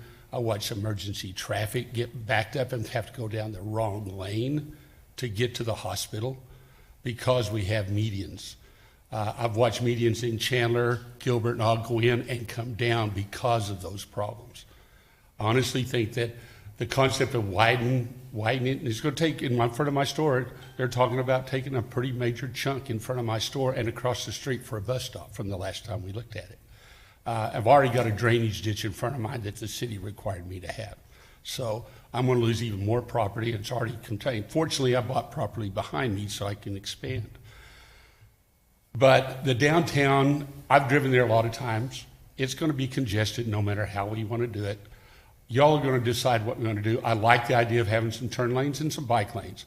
I watch people ride on their bikes and their motorized bicycles on Florence Boulevard, on the sidewalks all the time, running people off that are walking. That's unfortunate. People in wheelchairs are on there. People don't pay attention. And then I watch people on bicycles that run on the traffic with that and cut in and out of traffic. And like Julie was talking just a minute ago, you have to watch them because they don't stop. when you've got a turn lane. You know they're on this side, so you have to stop and watch them. They're not paying attention. They don't follow the rules like we have to. And this is going to also cause problems on McMurray and Cottonwood. If you've ever gone to Cottonwood during school time, it is a nightmare from Colorado to Treckle Road, both directions. So that's going to cause congestion because people are already starting to do that right now because it's already congested on Florence Boulevard. I know when we built our building in 1995, we did a traffic study and they said 25,000 cars. I think we're there right now. So I honestly think we need to look at it. I like the idea coming from the interstate because that's the entrance and that's the eyes of our community. And our community needs to have that look of growth and going ahead of the game. We need to bring those people in because with our beautification, people will come and stay with us permanently, like I did. Thank you very much for your time. Thank you.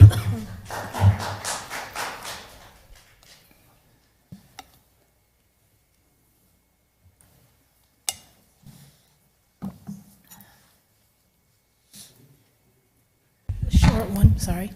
My name's Lynn Cook. I live at 1361 East Jordan Drive, Casa Grande. Some of my concerns were, I'm not sure where all this reclaimed storm water's coming from. It doesn't rain here like that.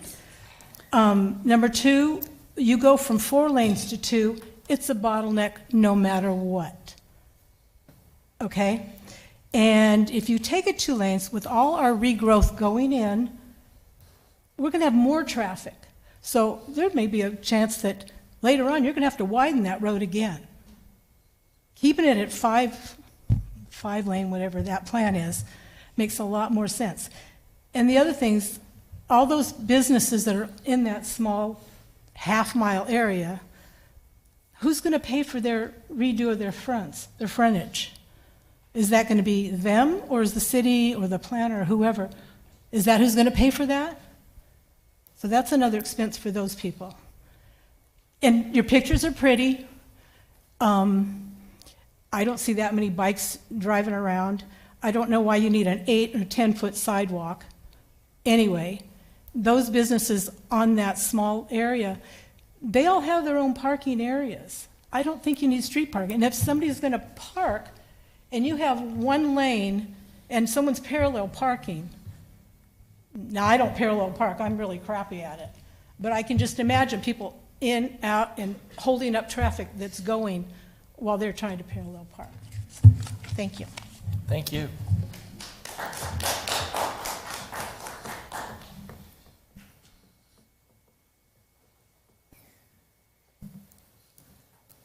Anyone else?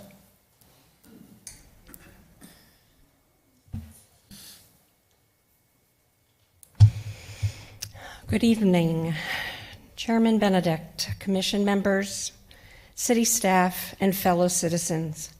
I am Corrine Henderson, and I live at 1343 East Kingman Place in Casa Grande.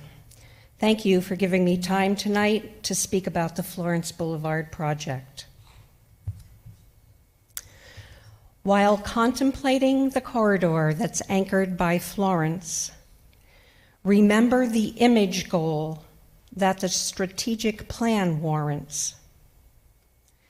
The design concept report is written in accordance with achieving this goal and honoring the general plan importance. Configuring streetscapes for multimodal transportation with sidewalks and bike lanes and southwest vegetation, maintaining residents and tourists as part of the calculation will certainly impact the downtown revitalization. We need to improve traffic, retail, parking, and dining. These 4 enhancements merit priority designing. And though there may have to be some minor refining, this concept report has progress and our future aligning. The downtown zone, an identified puzzle. We'll assess lanes later for fewer traffic struggles. But please keep both 5 and 3 lanes in the concept. Then one option is double. I've studied and digested the design concept report, and I'm here to tell you that although my remarks were not short, this project for Florence has my solid support. I hope each of you will agree to forward a recommendation to City Council to approve the design concept report and proceed with this project. Thanks for your time and your attention. Thank you.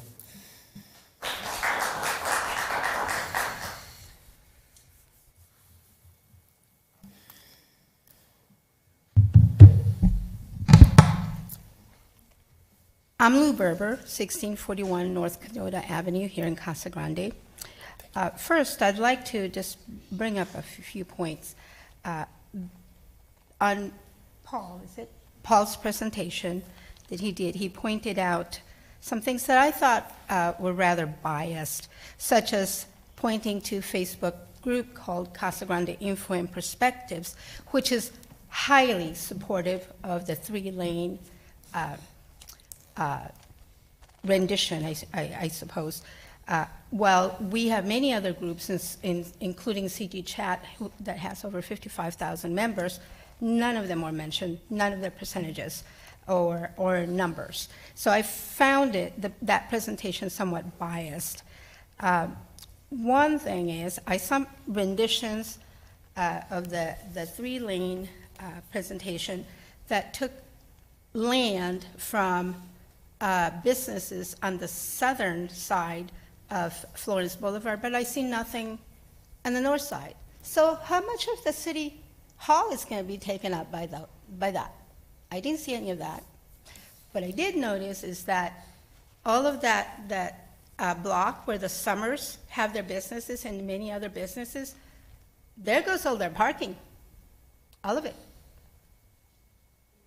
You know, and that is a concern for me as a fellow business owner, and I support those businesses as well. When we do make that modeling available for the citizenry, I would like details of how that modeling was achieved, such as what resources were used. I'd like everything, every piece of information. Were there engineers involved? Was the citizenry involved? Who all was involved in that modeling? And so, in closing, this is not a good idea for us in reducing the 3 lanes. It is not. Yes, we are growing, and that is going to become even more congested as we grow. If we really want to revitalize downtown, hey, let's start on 2nd Street. Let's do 2nd Street, Sackatone, Florence Street, Marshall, all the way down to the tracks. I think they would like some beautification, and let's leave our Florence Boulevard alone for now. At least by the time, if it started out on the east side, by the time it gets to this section, I will probably be dead. But I will have, in closing, children and grandchildren that will call this home, and that's not what I want for them. Thank you.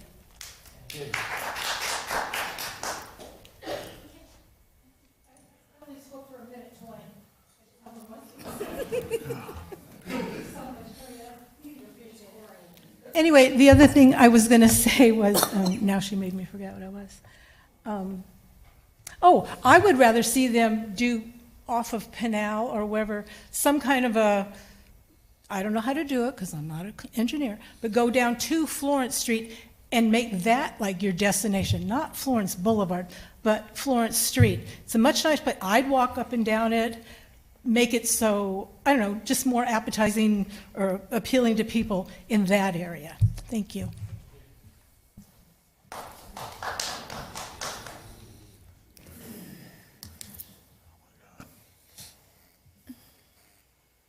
How you doing? I'm Bill Halverson. I live at 515 Brown. I just don't see where that's going to work like that. I mean, I've been around town for a lot of times, and this just doesn't seem like a very good idea. If you want to get rid of some of the traffic, you need to put some side streets, like take Hennis and continue it south. Take some of this traffic off of Florence, because this is ridiculous the way the traffic is. Or everybody should drive up and down it 5 times during the day, and then they think about stuff different.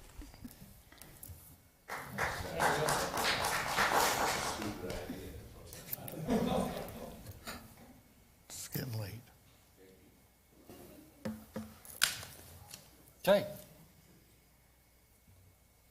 Anybody else want to address this issue?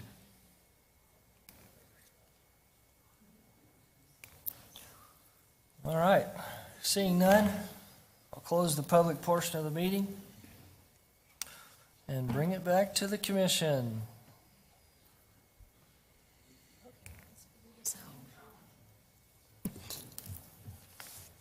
Chairman, I have one more question for Yes. staff. All right. Paul, I noticed on one of the comment cards, he had someone from your downtown staff make a comment about the signage. That signage should say historic downtown Casa Grande, because we are nationally recognized as a historic community. Should those be changed on maybe the downtown side? So we do have our historic downtown. I like to call it our boutique downtown. But many people, as they enter our Florence Boulevard corridor from like Pinal to Brown, they think of it as downtown as well, right? And so the idea is to kind of expand historic downtown into the Florence Boulevard corridor. And, you know, and to really make that connection. So, you know, those are semantics, you know. There are many historic buildings in that downtown segment. This is one of them, right? So whether we call it historic downtown or downtown, I think that's semantics. We're not deciding tonight. No. Like, we're not deciding on the 3 versus 5 lanes tonight That's right. either. Yeah, this is a concept report. Thank you. Yes. Okay. Thank you. You're welcome. I like that one. Okay, commissioners, I think it's back to you. I would like to make a motion, Mr. Chairman. Would you? I would like to forward a recommendation to the city council on the adoption of the Florence Boulevard Concept Report. DCR, DSA-22-00266. There it is. Yep. No. Nothing. I would like to amend. Yeah, can we amend it? Like, Amend it? yeah. Can I please amend that motion? Is this how it Absolutely. works, Mark? You Well- can make a motion to amend. Right, so do you want to vote 2 or 3 times, or do you want to withdraw your motion and let her make it? If you're not going to change the phasing, that's what I want to do. Yeah, I was gonna I'll say. withdraw my- Are you, and you can keep your motion in place, that's No, fine. No, I suspect she's going to add the suggestion and to change I that. agree with her, so So- I'm gonna rescind my motion Okay. and hand it over Or to. you could just Yeah. say the phasing in your motion. No, okay, never mind. Go ahead. He's done what he wants to do, so. Let me pull it back up. Where were we? All right. Chairman, I'll make a motion that we Okay. consider forwarding a recommendation to City Council for the adoption of the Florence DCR DSA 22-00266 with the condition that the implementation of the downtown be the first phase of the project. Okay, I second that. Yeah. Yep. okay. Mark, is that a term okay? To be a condition for, I guess it's a condition for our recommendation, so that's fine. Yeah, or you can call it a recommendation to switch either way. You're all right, Either you're works. all right with that wording, we're good, we'll move on then. Okay, have a motion and a second, any discussion on the motion?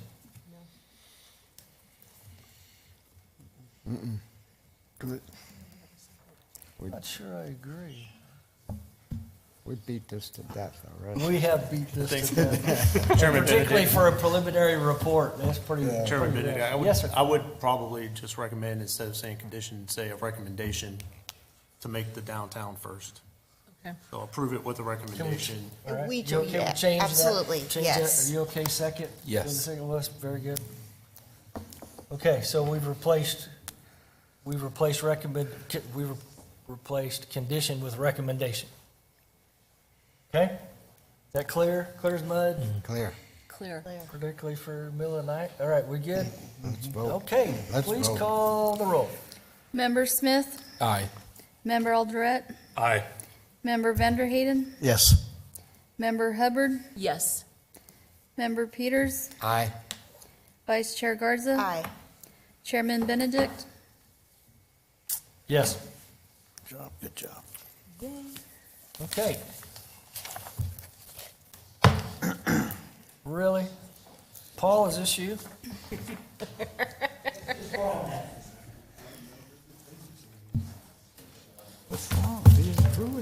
Paul, is this next thing you? What? We're ready. I wouldn't say I was ready, but. Back door.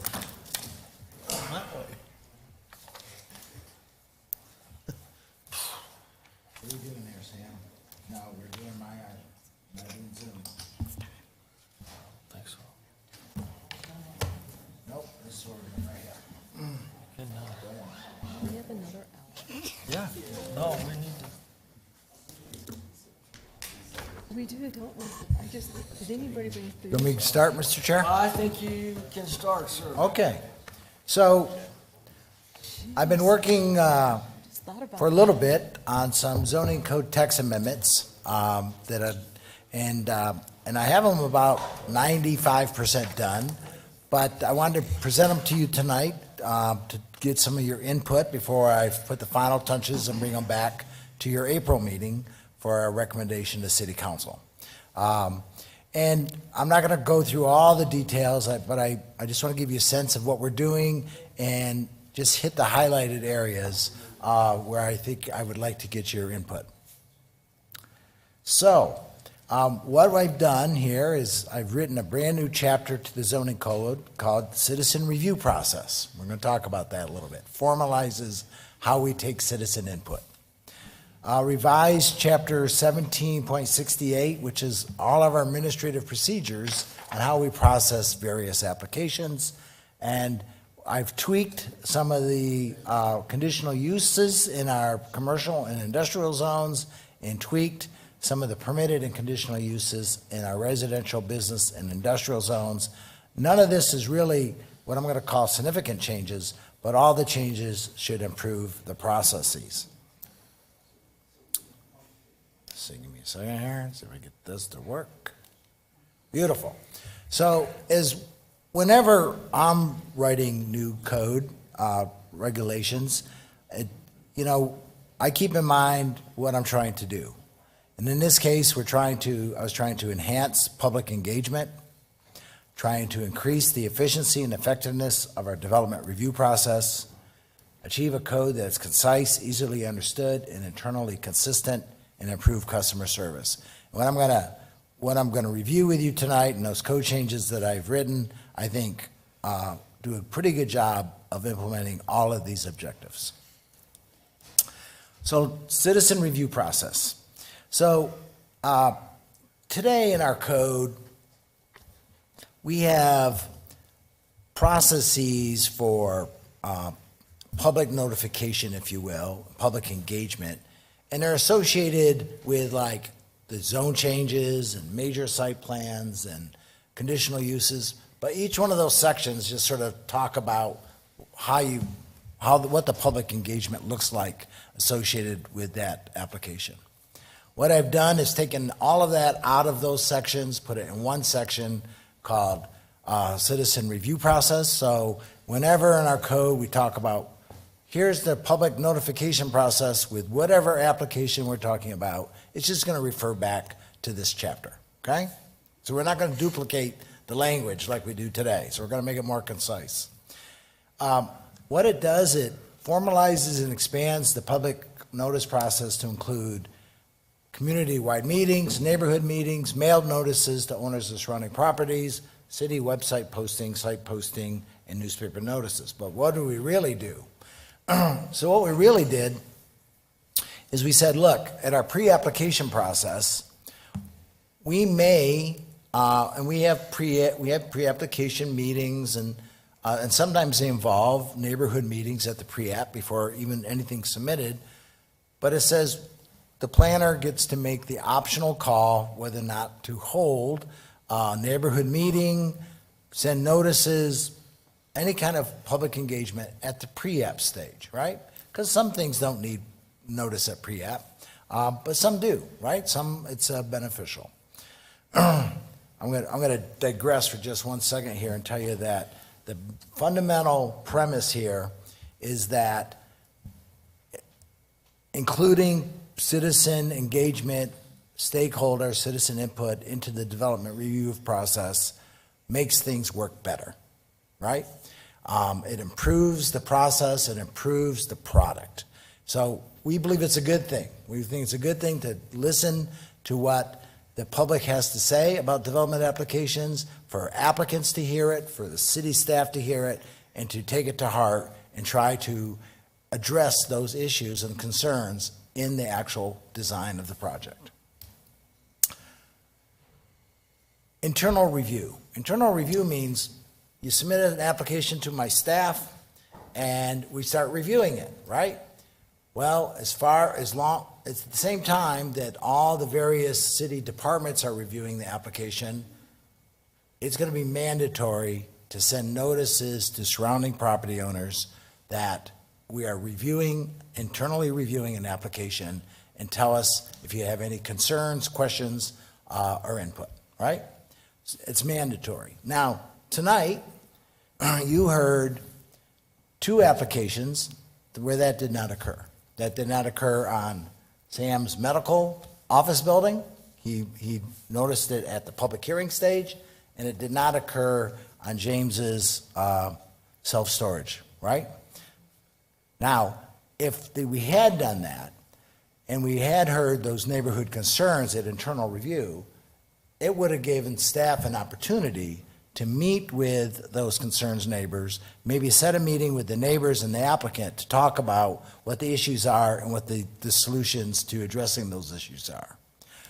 What we don't want to do, what we don't believe, is we don't believe that your public hearing is the best time to hear neighborhood concerns, all right? It's not the best time to try to find solutions to their concerns, for you to negotiate at your dais on what to do. You did it tonight, and you did it well by making bigger trees, right? And those will help, right? Realistically, they will help. But really, that's the kind of thing that really should happen at a staff level before we even get it to you. So we're going to formalize and make it mandatory that we send notices to surrounding property owners at the internal review. Today, it's kind of optional. We're going to make it mandatory. Obviously, we always do notice at public hearings. That's not changing. What we've really changed is the pre-public hearing stuff. And I'm going to tell you that the things I'm telling you tonight about these codes is this particular code has been vetted by the city attorney's office, but the other codes I'm going to talk about, Mark just got the copies this evening, so he hasn't. So he may tell me that I can't do some of the things I'm going to talk to you about tonight eventually, but I don't think so. I think we should vote to approve them tonight. Sorry, excuse me for interrupting. Please continue, Paul. On our mail notices, we're increasing the minimum distance to notify to 300 feet. Today, our code says 200 feet. By practice, a lot of times we do 300, but this makes 300 the minimum. But even beyond that, it talks about that staff might increase the distance to 500 to 1,000, whatever is appropriate, when deemed necessary for those developments that have a high potential for adverse impact upon surrounding properties. I'm going to give you an example of where that actually was done this evening. James actually did it, and it was on the assisted living facility at the end of Crystal. James notified people normally 300 feet around, but he went all the way down Crystal. He said, all these people are going to see the traffic coming to that facility. I'm going to notify everyone on Crystal. That was a good call. That's exactly what this says we should be doing, right? It just formalizes it in the code to say the staff has the authority to do that. There is some discretion on when we do it, how far we do it, but it formalizes. Your meeting will automatically end in a few moments. Please press any key to continue the meeting. What are we doing there, Sam? Okay. All right. So. Did you hear that? It's going to end. I heard that. Can you give me a slide down? It's not moving here for some reason. Let's see. Is it moving? Hang on. Oh, hang on. Is it not moving? Let's see. Your meeting will automatically end in a few moments. Please press any key to continue the meeting. As soon as it lets me talk, I'll keep on going. So, sign posting, we did modify the size and codify the size of posting for zoning cases. Big signs, 4x8 for zoning, got to be able to see it. Your meeting will automatically end in a few moments. Please press any key to continue the meeting. Sam, I think you have to leave because you're the only What do you have to participant. do there, Sam? Can you just, Goodbye. all right. Good night. All right, so, thanks, Sam. No problem. So for zoning, 4x8 signs. For all other applications, 4x4 signs, okay? So we're standardizing the signs. Just so you know, we did have some zoning applications where we did smaller ones, and there was some criticism, and rightly so. So we're going to make sure that we get the zoning signs, the rezoning signs, large. This is what our application of notice and review looks like. Then we mail it out, you know, we give people kind of good information. We try to give good information on what we're considering, you know, where it is. James even does a QR code over here where you can access it and get more information. We give information on the project contact, who the planner is, so you can reach out and get more information. We really are trying to solicit public input into projects. So again, this will go out with every application that we receive. So that's it. Now, before I move on, are there any comments about the public comment part, the citizen review process chapter? Are we on the right track? Do you want us to do more, do less? No, I like it. I like it too. Yeah. Okay, good. All right.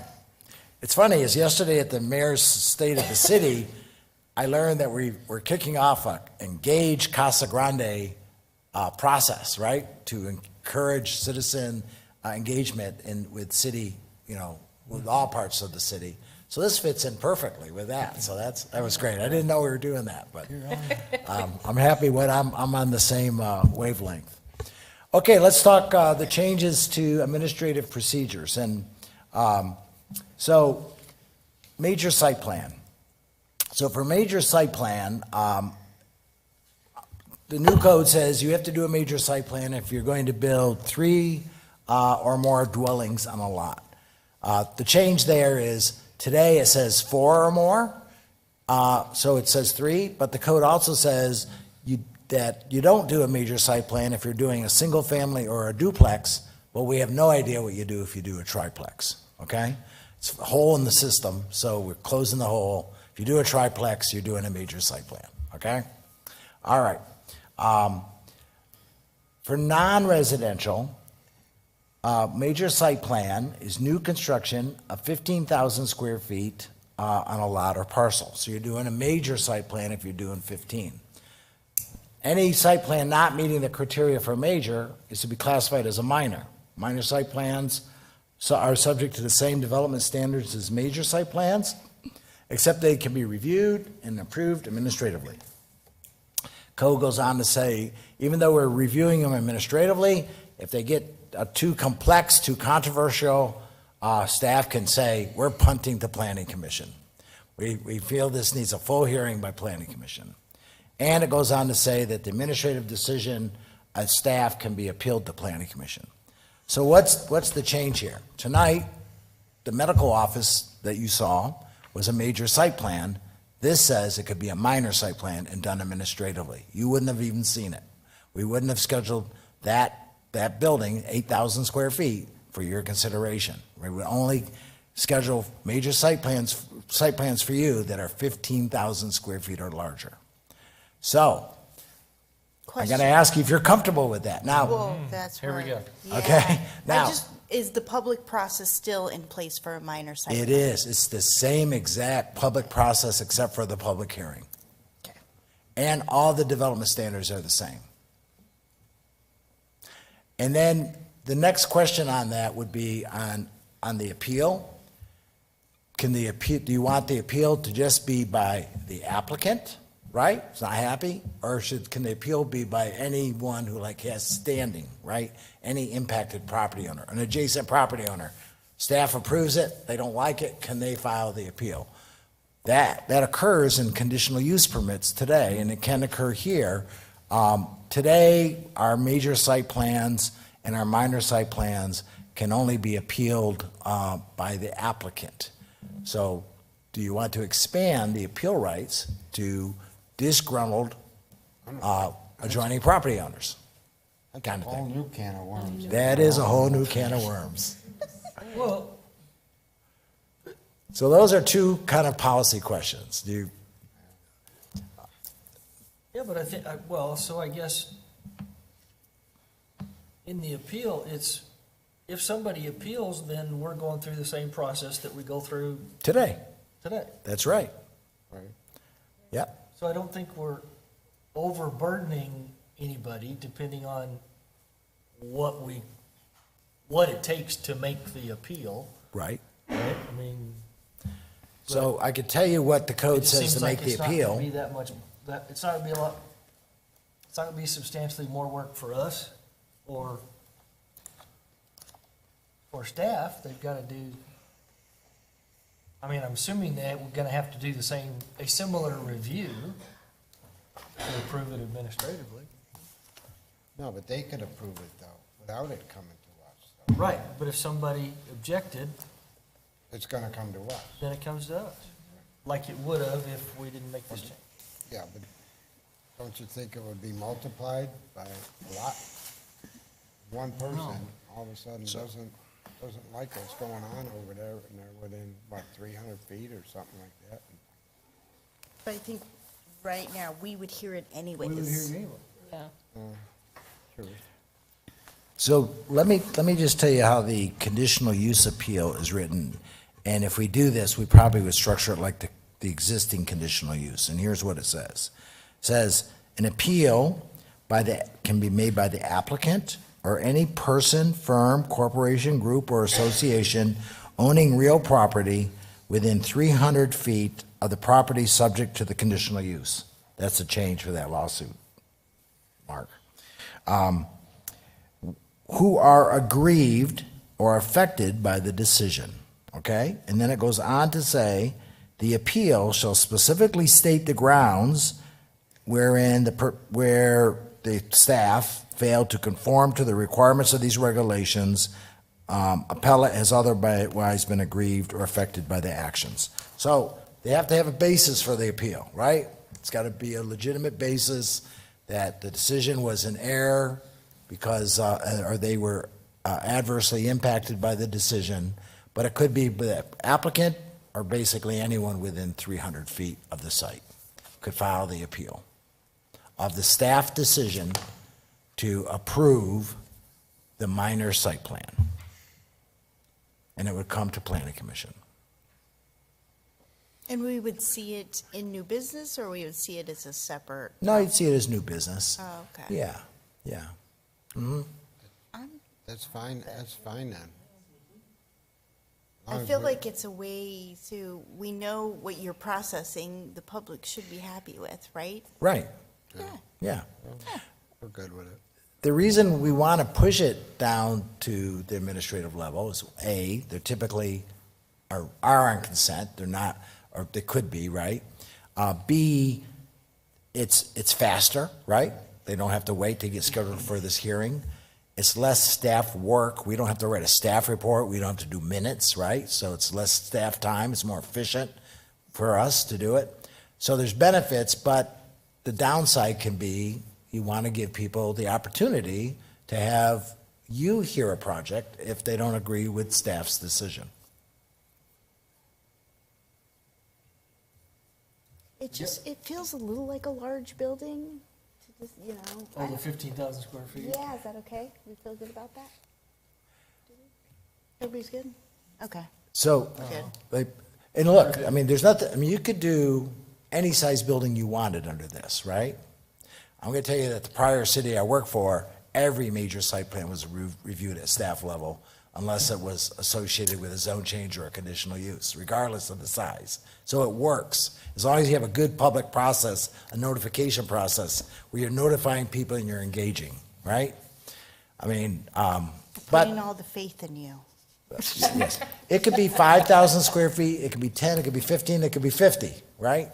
Now, I'm telling you 15 because that's in the code today, and I'll tell you where it's in the code today. The code says this. It's weird, but it says, any addition of up to 15,000 square feet of floor area can be a minor site plan. It says that. It's like, oh, it can already be a minor. Minors are done administratively. But then it goes on to say in another section, but any new construction of a building on any lot is a major. So it's like, okay, what do I really have here? So what we do in practice is, if you have a building and you're adding a second building or you're adding an addition, it's under 15,000, we do it as a minor. If it's a vacant lot and you're adding a building of any size, it's a major, which is why Sam scheduled the medical office as a major this evening, right? But if that medical office had existed and they wanted to do another medical office right next door to it, 15,000, we would have done it as a minor. It doesn't make any sense. I get it. It's not logical. That's why I wanted to make the code change, to clarify that. Now, look, if it's 15,000 and you get a lot of appeals and it's just not working, you can revise the code to pull it back, right? Okay, so I'll leave it like it is for now. The associated decision on this is your decisions on major site plans. When you make a decision on a major, the only person who can appeal your decision to council is the applicant. Do you want to broaden it to say that it's the applicant or any party aggrieved who owns property within 300 feet of the development site can also file an appeal of your decision to city council on a major site plan?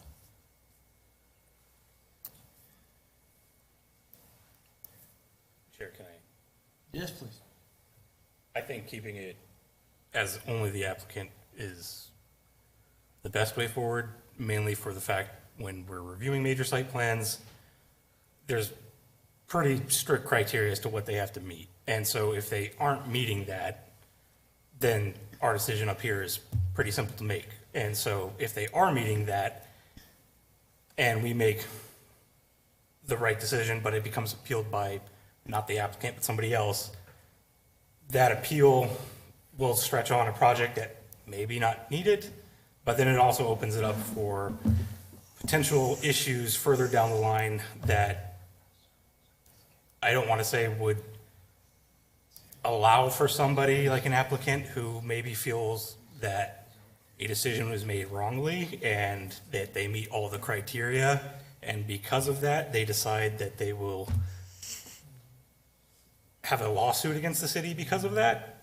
That would be my concern if we start opening it up to anybody couldn't appeal, and how does that bog down the process, and what does that end up doing in the future? If, obviously all of us here are on terms, council members, mayors on terms, so these people will change out over time. Somebody who may not have that same thought, and they may make decisions that go against what we know to be true as far as determining whether a major site plan should be approved or not. That's just my concern. Yeah, and I think that's fine, because the reason for the other appeal is because we don't see it at all. Right. Right? So we don't have, we don't know what's happening in the background. That's right. At least with the major site plan, there's a hearing, we know, Okay. Yeah. So unless there's any dissent, I'll leave the major site plan appeal like it is today, only by the applicant, who has the right to ask for a council, it's an appeal or a review of your decision. I can't remember which it is, but we'll figure it out. Yeah, I guess I struggle with the definition of aggrieved. Obviously. It makes me mad, okay, well. I know. But Is that it's aggrieved? subjective. It is subjective. Yeah, so Yes. that's why. Okay. I'll shut up. We'll leave it Continue, alone. Please. I'll leave it alone. I understand. Okay, so, Sam, I got it. See, is this going down? Hang on, see if this works. Beautiful. Speaking of a review criteria, okay, we did change one of the review criteria that kind of doesn't make any sense to just reword it to say, look, the plan has got to be found compatible with the surrounding land uses. Kind of a simple, logical review criteria that you should be applying, right? Is it compatible? Not only does it meet all the rules, we heard tonight it met all the rules for the self-storage building, but was it compatible? That was a compatibility argument the neighbor was making, right? And so you did things to try to make it more compatible, right? You could have reduced the height of the building to make it more compatible. I mean, you have the authority to do those kinds of things within this compatibility review criteria. It's a little more discretionary, if you will. But it's a good criteria used in thousands of cities throughout the U.S., I guarantee you, as a review criteria. Garrett can back me up on that. Yes. Okay, we already talked about the appeal process, so we're not going to talk about that anymore. Duration. Today, once a major site plan's approved, it's good for 1 year. I'm going to tell you that about maybe half, if we're lucky, of the major site plans that are approved go to building permit with 1 year, right? It's just too short of a period of time, right? It needs to be longer. So this says we're going to make it valid for 3 years, give them 3 years to apply for a building permit, with a 1 year extension that could be granted by the planning director with a finding of good cause. You got a good argument for why you can't get it done in 3 years.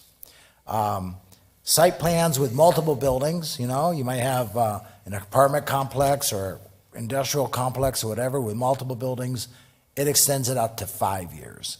If the building permit is not issued prior to the expiration, new site plan approval is required.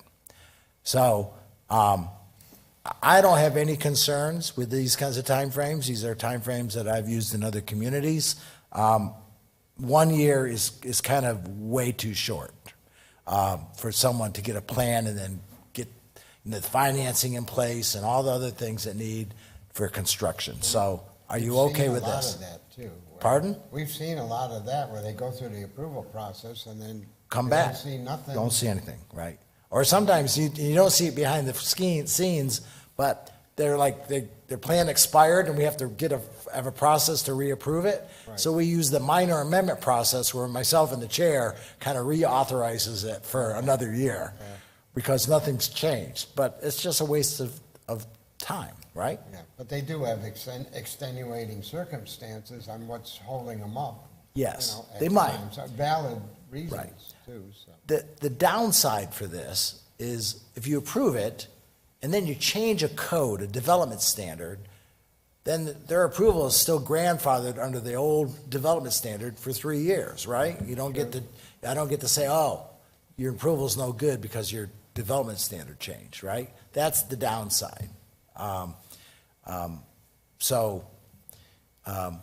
I think that's a slight risk. I don't think that's a big risk. Any thoughts on this idea? I think that's fine. I think, what are subdivision residential timeframes? In terms of what? The expiration. They don't expire once they're recorded. Oh, wow. See, those Never are the re- ones nev- that concern me. These. Final commercial plats, develop- final plats never expire once they're recorded. Those are the ones where the dynamics of the transportation piece can Right. change Yes. throughout the Right. years that they're encumbered. Yeah. That's Preliminary plats expire, but not final plats. Okay. Once they're recorded, they're locked in. Yeah. Okay, well, I'll move forward with this. Again, you guys will see the actual code and have have opportunity to modify it. I just want to get you up to speed. Okay, so in the code today, like in the B2 code, let's say in B2, it says auto repair is allowed as a conditional use. And then it might say auto repair is allowed in the B3 as conditional use. But they repeat the standards for that auto repair in each of those zone districts. So every one of these conditional uses you see that are all allowed, I'm not changing necessarily where they're allowed, but I'm taking the standards for that conditional use and just moving them to one location, right? And say that auto repair is allowed in the B1 subject to the development standards in X section of code. So just referring the reader to one section of code where it can find the standards. So they're just all in one place. The one thing that is a change is convenience food with drive-through.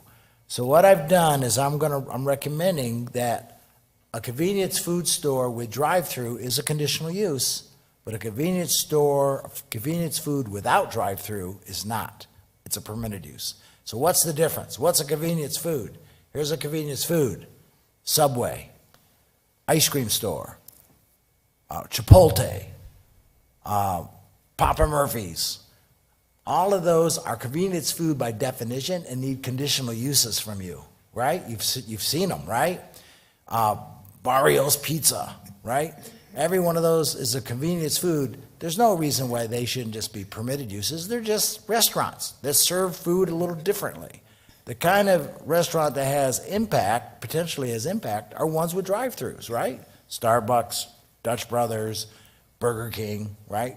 So those who drive-through would continue to be conditional uses, but convenience food that don't have drive-through, just because they're what we call quick serve in the business today, right? Where you walk up to a counter, you order your food, you get the end, you get it, and you go sit down and eat it, but you might take it out, right? But you're not driving through. I'm proposing that those convenience food be made permitted uses, and the only conditional uses are the ones with drive-throughs. Are you fundamentally okay with that concept? Okay, good. See, we're making some enhancements here, right? All right. Here's a few other things we're going to recommend to do. Model homes. Model home complexes today, which again you see as conditional uses, and you have to have a hearing on them because you can't put them on consent because they're a conditional use, right? They're also in the code as a temporary use. I don't know. One section of code says it can do them as a temporary use administratively, and one says it's a conditional use. So it's like, take them out as conditional use. They're a piece of cake. They're just like new single-family homes that are being built with a temporary parking lot and some porta potties. And so there's no reason why we can't just do those administratively as a temporary use. Don't need to waste your time. Schools. State law has changed to say schools and public and charter schools are totally exempt from local zoning. That's state law today. So our code, though, says, oh, no, got to have conditional use. So there's a conflict between our code and state law. Our attorneys are going to look at that to make sure we should be taking them out, but my thinking is let's not conflict with state law. Let's align ourselves. So, because the public could be like, oh, I got the right for a hearing on a conditional use for this charter school.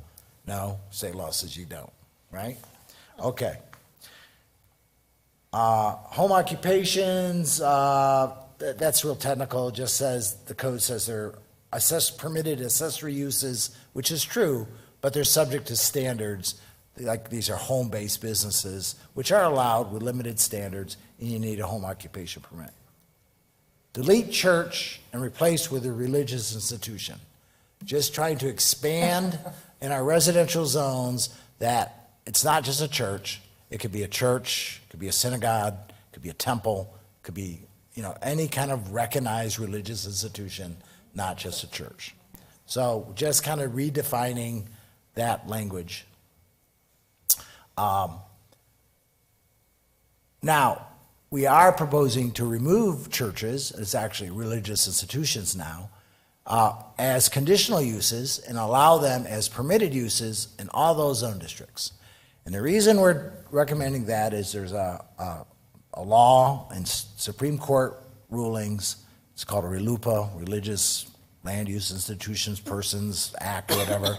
But anyway, basically says this, hey, you can't treat a church different from other assembly-type uses that you allowed in your zone district. So if we allow a movie theater in the B2 or the B3, as a permitted use, we can't say a church is a conditional, right? They're both assembly uses. Got to treat them equally. Just neutralizing that, coming in conformance with RLUIPA and the Supreme Court cases to say they're permitted uses with when there's an equivalent assembly use in the same zone. We just talked about convenience food restaurant with no drive-through. We don't have to cover that again.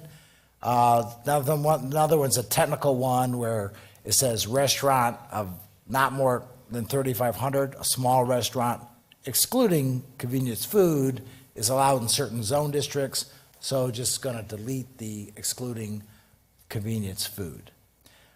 Commercial recreation, we've kind of broken out into two categories. Commercial recreation with outside activity, that might be, let's say, Topgolf, mini golf, right? And could be even outdoor soccer. We had outdoor soccer, right? The other day. That's commercial recreation with outside activity. That continues to be a conditional use. But if it's indoor, batting cages indoors, could be axe throwing, right? We have one of those. Those can be indoor recreation, which are permitted uses, because they don't really have impacts outside the four walls. And then lastly, to modify bowling alley as a permitted use within the B2 and B3. We have a bowling alley that had a roof problem. They're going to rebuild it. Happens to be in a B2 zone that doesn't even allow bowling alleys. So I can't even let them rebuild it there. This change will allow the bowling alley to be a permitted use in that zone district, which it should be, right? I don't know why it's an industrial zone is where they're allowed. So, but this kind of brings it up to reasonable current standards. You know what? That's it. Oh my God. Okay, so those are the main changes. The main changes that I'm going to bring to you at your next meeting. Any input, questions? You caught concerns? us too late in the night. We are ready to. Okay. You should have had us vote on them, because we just done whatever.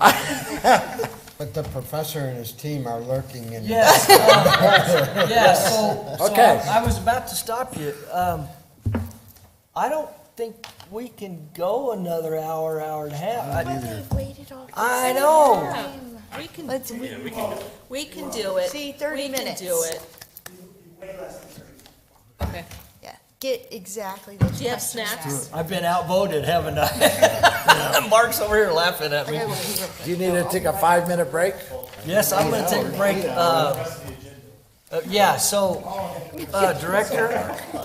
Director, if it's okay, we can read what.